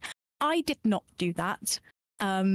I was my slime for a long time, and I didn't choose my slime. My slime was originally just a picture I had on my stream that people eventually identified as who I was, and I didn't love that. I tried to make the most of it. I made a VTuber model out of it. I do like that model. It's really cute. I like the little doodle I have of it down here. It's adorable. But it just didn't really feel like my model. I was like, that doesn't really feel like me. So I was like, I'm going to try and make some new VTuber models just for fun. It wasn't intended for me, but I decided to design like a set of VTubers based off of the different levels of like physics waves. So like radio waves, X-ray waves, gamma waves, sound waves, vision, sight waves, stuff like that. Ultraviolet light, for example. And I did one based on gamma, which was what my zombie was. And this is actually, I feel like this is a really bad connection to make, but gamma radiation and those gamma waves are usually used in chemotherapy. And so my thinking was like, how could I link that to a character? And I was like, well, what if my zombie was somehow undead or ill or something like that? So I created an undead character in relation to it being like related to illness and recovery and stuff, which is really bad because honestly it's kind of related to cancer, which I don't think is the best idea, but that's what I decided on. And when I made the character, I was like, holy shit, I love this character. And I adapted it a little more, and I simplified it a lot because I knew where I stood for my Live 2D ability. And then I just made it, and it felt a lot more like a character I had sort of agency over because it was the one that I had chosen. But I wouldn't say that's the usual way of going about doing it. When you're choosing a character, you want to pick based on what you perceive your personality as, what you want to act as, the kind of color scheme, vibe, content, games you want to make, the themes you derive from that, the colors you derive from that, and you want them to all sort of link. And I noticed that a lot of the issues I have with designing my own graphics now is that because I didn't make my character like that, it's a bigger job, and it would be easier if I had considered those things at the start, but I didn't, so that's that. But when it comes to choosing a model, it's very similar to character design in almost every single way, I feel like. That's so interesting to hear it from you because, as most of us know, that I made both of my models. And I basically did what you said is like, you make your model based off of how you want yourself to be perceived. And then you make your model based on how you think it best fits your personality. And the color scheme, same thing. Like you kind of go with like, what kind of mood, what kind of environment, energy do you want to bring with the colors you're picking? And so I feel like hearing that from another person makes me feel as if like I was going down the right path and like still am. But when it comes to like making like a 2.0 model, I've been like thinking about this recently. But I don't think I have the heart to like really make a 2.0 because I don't know about you guys, but I haven't, and I won't commission because I'm broke, any arts of myself. So it's hard to imagine myself in a different style. And so it's hard for me to think about how a 2.0 would be, even if it was like still how I would perceive my personality, how I want to be perceived by everyone, and so forth. I've been trying to design a 2.0 for my model for a little bit, actually, because I do feel like it's simple, which I made it intentionally that way, but I want to improve my skills and improve my model and make it more interesting and stuff. And I've gotten to the point of live 2D for like multiple different designs and then being like, actually, no, never mind. I started off with one that was essentially just a more aged up version of my current model, but it didn't really go into any further themes. I feel like the best designer and the one I'm sort of currently working with and still tweaking, but the best one I've had so far was where I've taken a sort of underlying vibe or theme and pushed it if it wasn't originally very obvious in the model. So obviously my current model, my reactive is a little different than it, but my current model is it's like a shrine. They live in a shrine. They've got like the Omamori. There's the link to like Torii gates because of my name. They're a zombie yokai character. There's the idea of them being like they died in a nuclear explosion, so they're radioactive. And there's like the lightning motif with the hair and stuff like that, where it's like there's energy related to them. And so I essentially just pushed that, and I was like, well, what do these like sort of motifs of energy and radioactivity and lightning and zombies, and what do they sort of have in common? And I was like, well, it's quite like it's usually quite edgy, punky stuff. And I was like, okay, well, how could I encapsulate that a bit more in the model then, and sort of pushed in that direction and like sort of created like an overarching theme for it that I could really drive home. But obviously I'm still not even decided myself. So I wouldn't say it's the perfect route, but it did help me sort of come up with newer ideas and things. I was like, oh, I want to make my hair more spiky, or I want to make my eyes darker, or something, something like that. Like simple things that end up like making up a lot of the bigger details at the end. So I think all three of us have two models. Nix, you have an elf and a human. I have the dice model and the human model. And Tori, you have a slime and a zombie. And I want to ask, why did you have the first model? Why did you have the second model? And if you would have another model, what would it be? And as for me, I have the D&D, the dice model, because I always wanted a human model, like the Japanese idols, but it was too much of a cost to just jump into it without knowing if I love streaming or not.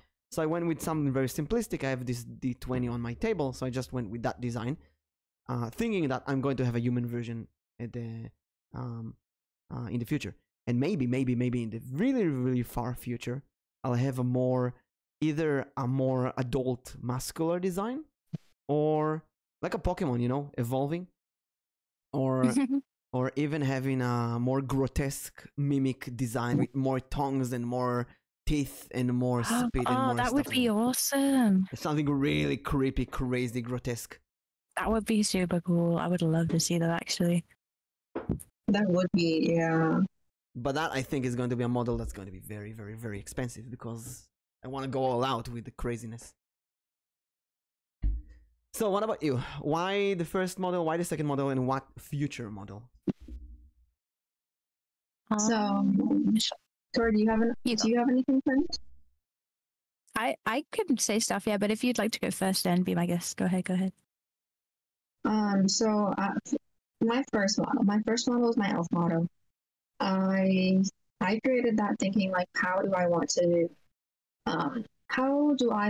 put myself in a model that I would be happy with, that shows my personality, that I think expresses myself in a way that I would not be able to normally express myself, but be like really happy with it. So I came up with my elf model, and I was just kind of like asking like people what they thought.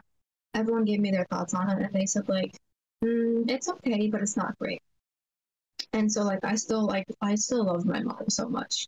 And so I thought, okay, let me see what other thing I can make. What else can I make? And so I made another model, which was currently my human model. Very different, not anything like the first one. I love them both so much, but I couldn't find myself to use one and not the other when I put so much time into making both of them already. And so I was thinking like, how can I incorporate both of these models into streaming? And then I was about to make a third model, and I said, no, I can't do that, because I know if I make a third model that I would not be able to pick from the three. And so I just stuck with the two and went with that and created my lore around two around the two models. And as for a third model, yes, I'm making a third model because this was something that I had always thought about when I started streaming, was having a male model. A boy And Nix. so when A boy Nix? a boy Nix, yes. And so when we hit Also, 600, that as well, actually, that's crazy. yeah, I will make it this summer. I will be making Nox. So a male version of Nix. That's What? cute. I love that. Why elf? Why elf? Because I had an option of normal ears or elf ears. And I said, you know what? I like elf ears. I like the pointy ears. And so that's what we went for. Is Nox gonna be an elf or a human? No, it's going to be an elf. And what I about feel you, like Tori? my model story is a little weird then. Well, I made my own model and I was very new to VTubing, so I was like, I'm gonna keep it simple, and I made it a slime. I made myself some vector graphics in Illustrator, and I just checked them in Live 2D, and I figured it out. And I'm not gonna lie, the slime model just barely worked. The eyes were always shocked. The mouth would constantly mesh over itself. The physics were insane and all over the place, but it did the job. And like you say, I sort of wanted something to start with that wasn't going to be too tricky, because I literally had no idea how to use half the software, no idea how to make a model. I just ran with it. Why slime? And that's what I ended up with. Slime, because I had the same vector graphic image of a little bunny slime on my stream as like decoration for my overlays when I very first started streaming, before I'd even considered being a VTuber. I just wanted to decorate my stream, make it look cute. Oh. So I put some illustrations I'd done around the side just to like make it cute. And people perceived that as like a PNG tuber, so I just ran with it, and I was like, okay, slime it is. And yeah, so I started with the slime model, and I then spent some time developing a humanized version of it. So then I had my humanized slime. And I was actually almost finished with a 2.0 slime design before I realized I was like, actually, this ain't for me. So I completely rebranded. Like I said, I decided the zombie model just on a whim based off a drawing that I really liked. Spent some time making it feel like my own, and then made some outfits for it, and now I'm working on the 2.0. So yeah, honestly, a lot of the time it just was for the sake of either improving my skills. I also felt like with a newer design, I could maybe create something more like interactive on Live 2D, which I did do, because my original slime model has very little head movement, to be honest. And my current model has a lot more going on. But, well, no, I mean my humanized model, it actually doesn't have any Z angles. It only has X and Y angles for everything, and very limited physics. So I was like, yeah, I can actually put some more effort into that for my current model instead, and learn how to do X, Y, and Z angles, and gave myself some more detailed physics. Learned how to do stuff like the belts with the attached little strings, and then the charms on the strings, so that each had separate physics, stuff like that, which took some time. But I basically I did it because I wanted to teach myself how to get better at it. Did you experience the? Which is a lot of reason. Did you experience the community change between the models, like people leaving or joining after you changed to a zombie? Yes, quite significantly, I feel like. Mostly because, though, I had to take a massive gap. Not only was it my exam season when I decided to rebrand, which was horrible timing, but obviously I was in the middle of a rebrand, so streaming was kind of tricky because I was sort of in between two different sets of everything. Had to completely remake everything, all of my emotes, all of my overlays, absolutely all of it.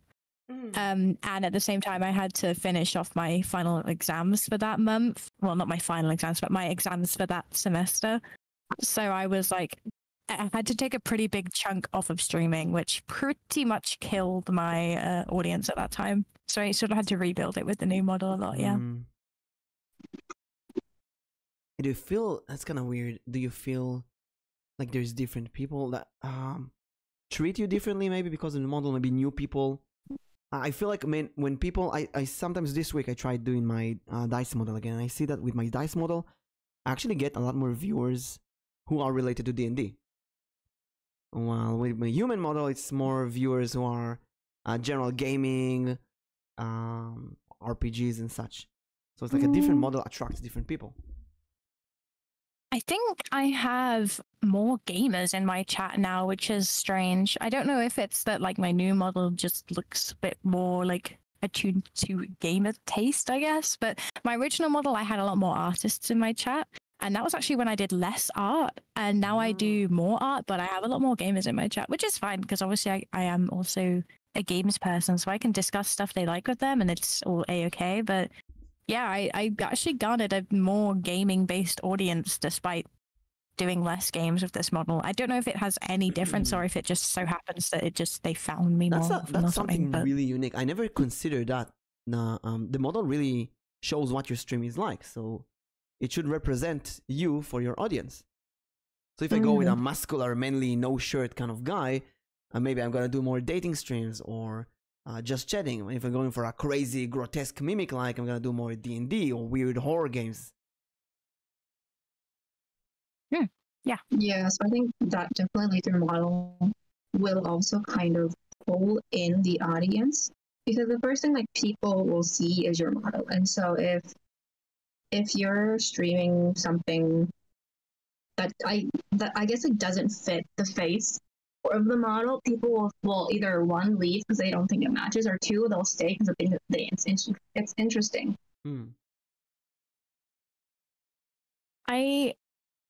Honestly, the reason I decided to make my own models in the first place was because I was doing art in streams. So I was like, well, if it's my art on the model, then it makes sense that they'd also want to see my art on the screen too, which I think has lent itself to each other really well. I literally cannot figure out for the life of me how I have more people who enjoy games now than I did before.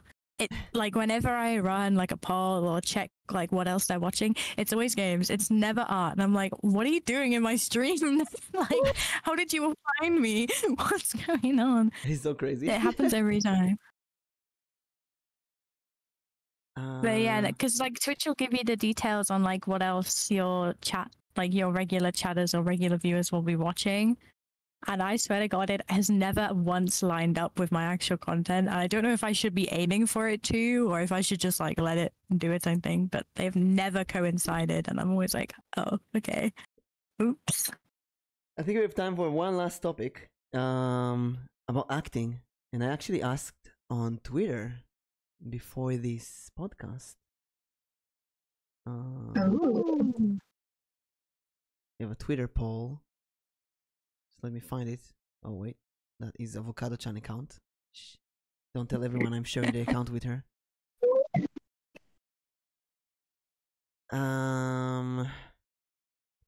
Dating scandal with Mimic and Avocado Chan. Podcast poll for vTuber. Have you been in a drama club or interested in acting before streaming? And we got 43 viewers who voted. 72% said yes. 27% said no. Here's the... I think it makes sense. I mean, a lot of streaming is like performing to an audience, isn't it? So I think that makes a lot of sense that a lot of people were into acting prior. It was 50-50, but now it's 70-30. I'm actually surprised by the numbers. I see some comments. Was a drama kid and theater kid growing up, as well as a choir brat. Was always wanting to be in the entertainment, and here I am. Someone else says, I did not, unless you could tabletop gaming. Count tabletop gaming, which is basically both. And someone else says, I took theater in high school and college. And I also took theater and music school and voice acting and all of that stuff. And I really wanted to be on television and on stage. So it really comes together. And Tora, you know that you do as well? Yes, I wasn't much of a TV actor, but I was really big on theater and plays and pantomime and musicals and stuff like that, yeah. Have you ever thought of doing a pantomime stream? Panto stream? I feel like people wouldn't get it. I feel like it's a very British thing. If Americans... I'm sorry. A pantomime is like a form of British theater. Wait. And it's Nix, like... you don't know what pantomime is? I'm sorry. Can you explain? How? That's just what I mean. Like it's like a very it's not actually very global, and I feel like characters like the Dame, for example, would not go across well globally. You have Mr. Mime. He's best on pantomime. Oh, that's what. Oh, Pantomime is a type of musical comedy stage production designed to family entertainment. It was developed in England and is performed throughout the United Kingdom, Ireland, and English-speaking countries, especially during Christmas and New Year's season. Here's a picture from Wikipedia. I feel like characters like the Dame character, which is usually a cross-dressing male that's very campy and very almost drag queen-esque, is usually a comedic relief. And I don't know how well received that would be across countries. It's never insulting. It's usually like a character that is very much favored by the audience, and they're the ones who will like chuck out sweets to the kids and stuff like that. But it's always one of those things where it's like, if I try to explain panto culture to an American, I feel like they would assume that it is like bad. I get the impression that they wouldn't appreciate pantomime very much. And, oh no, he isn't, and like audience interaction, and there's like I've seen people telling stories on social media about how like they take their American friends, and the Americans will and obviously this is a little bit American slander, so I'm sure it's not all of you guys, but the Americans will see the audience interaction and think like, oh, they interact, and then they'll start heckling. But that's not really what's going on there. It's like the interaction is like scripted, and it's like generally known by people who regularly see panto, but it's not really going to be known by someone who's not used to it. So it's not something I feel like is easy to introduce to other countries. It could be very unique for a stream. It would be very. it would be very different. But yeah, you're then tailoring to like a very specific group of people who knows what that is. Yeah. How about you, And then you'll have people Nix? coming in saying like, "What are we doing? What is that?" What was your question, Mimic? What about you? Have you been in drama or acting or such? So in the States, depending on where you're from, they actually do require you to take one acting class or like a drama class, and then you do have to either pick if you want to be in a band or choir. If not, you get to do a study hall. And so because it was such like a big thing, a lot of people would do it. And so I did do a little bit of drama, but I didn't do it for a club. I just did it because it was a class. And then choir was also, I did that. So it was either that or study hall. So anyway, we all did stuff kind of like that. Guess it maybe is. I wonder about normal stream, about face streamers, or is it something that's more suited for VTubers?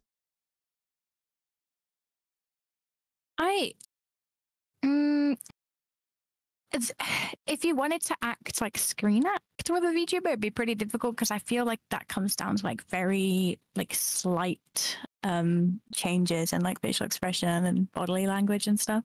But for stage acting, you could probably use VTubers. It would be really odd, and I mean, I guess with 3D models. Hope I'm not offending. Is Tori British? I'm really fucking angry right now. She's the most British. I think Tori is the most British of everyone that I collab with. Anyone. What? No. There's you know what? No, Miko. There's no way. My Miko has a more British accent, maybe. Izu is half British. Who's like really British. Who's super British. HP Lovely is British. Lashy is super British.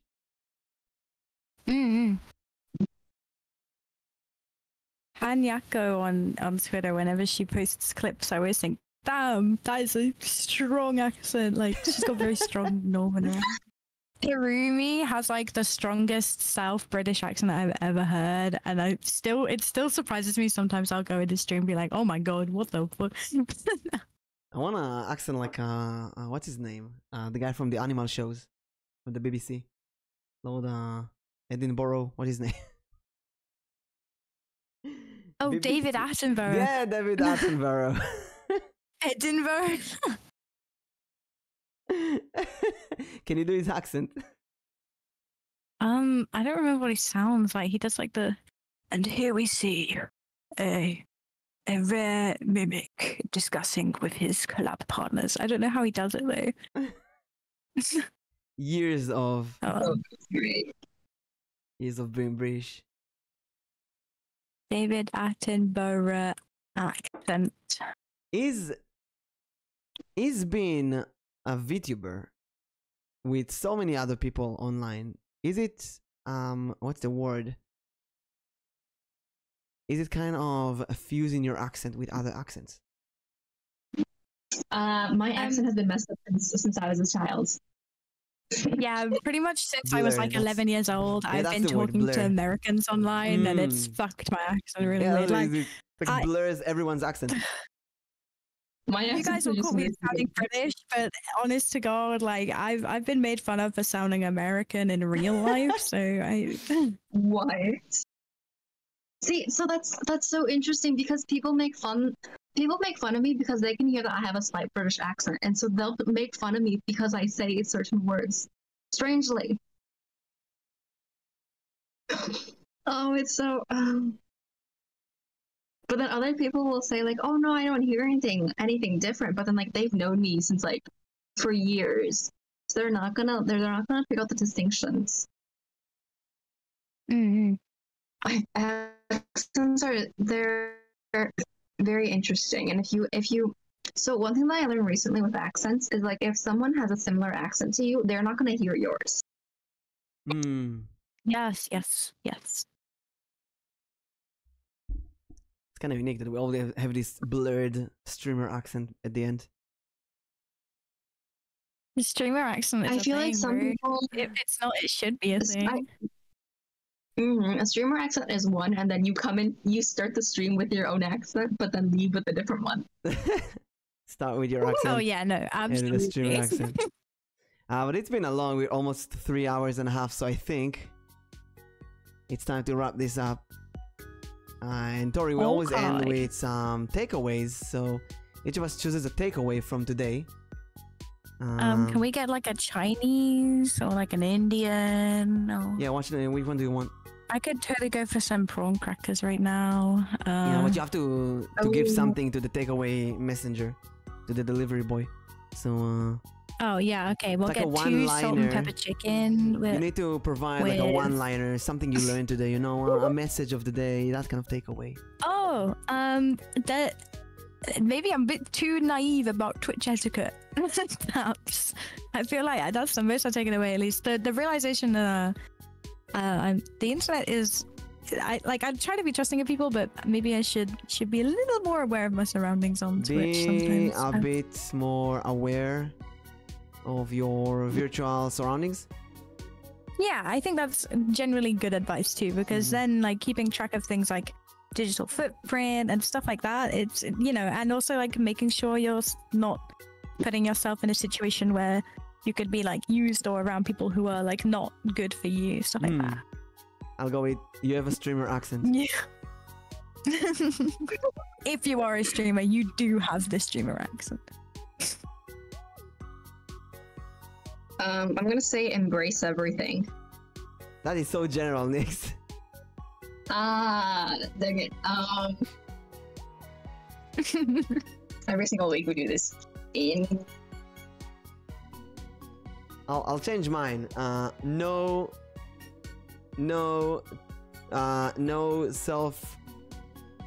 stop hashtag stop self-promo.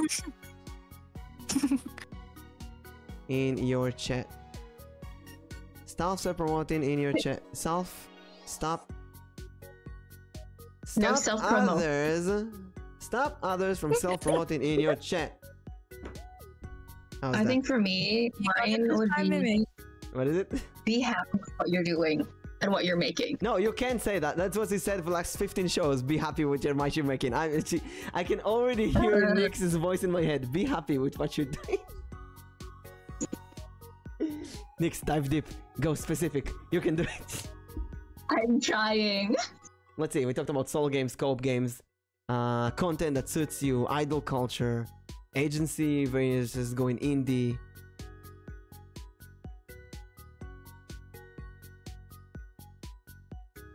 Choosing your model for a re-debut. Are we actors? I was gonna say something we've already said it in the past.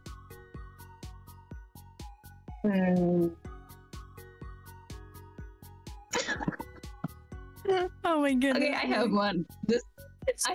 I have one.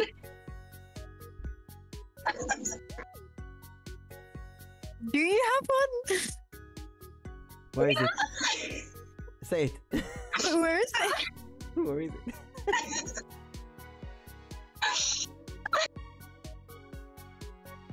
Fuck it and just do it. What? Fucking just do it? Fuck it and just do it.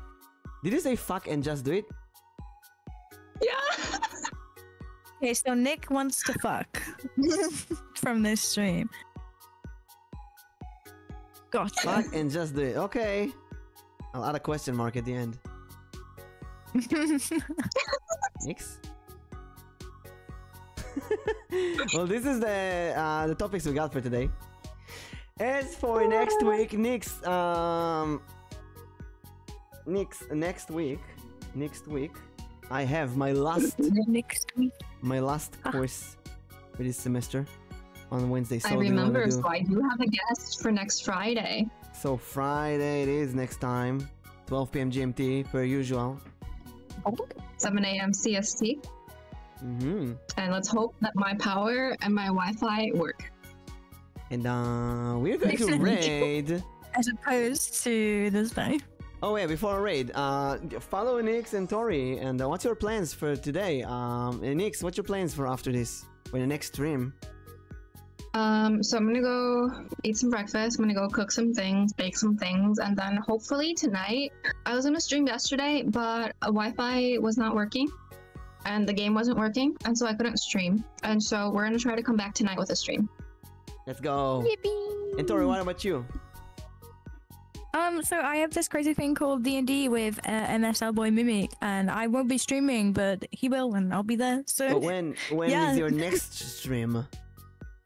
My next stream is currently still being discussed, but probably will be on Monday with Mina on Sea of Thieves. Let's go. As for me, I'm gonna see all of you in 2.5 hours. 2.5 hours? Oh my god. 2.5 hours for D&D with the 6 kidneys, hopefully. And if not, we're gonna update you, and then I'll do Diablo or something. But if everything is gonna go as ordered, we're gonna do this. And tomorrow 6 maybe kidneys will be here this time. They will. Yeah, They will. I got some confirmation from some of the kidneys, and they're gonna do their best. There's 4 of them, and they're gonna. What are you doing? They're gonna in a castle. There's a funny clip of them, and we're gonna raid. There's a clip of us in the castle? Yeah, did I show it I'll yesterday? have to go check it out. There's a clip of you climbing I probably missed it. Oh, it's a funny clip. Tori is trying to climb on a roof, and she's like, "See, I can do it! Look at that, Val! I can do it!" And Val is like, "Okay, good, now get down." There's nothing to do there. It's a hilarious interaction. Anyway, we're gonna raid Miko. Am I Miko? The second person ever to collab with me. And keep in contact after a whole year. That's crazy. And she's also British, so you can get some more British accent. You give her a Mimic, Nick's story, podcast raid. Let's do dice. Let's do. Bye bye, Anton. Micro. See you guys next time. See you everyone later. Thank you so much for joining us. And we'll see you all next time. Bye. I'll be back. Bye. And they can still hear us on the credits if you want to give some tips, what you learned today. A tip for the viewers. I don't have anything. I don't Don't play with me and get some sleep. too. Oh, I'm so hungry, bro. I want to get a sandwich. I can't wait to eat my BLT. That's the tip of the day. Remember to eat. Yes, don't forget to eat your snacks. That's my tip of the day. There we go. Eat your food. Okay, rated.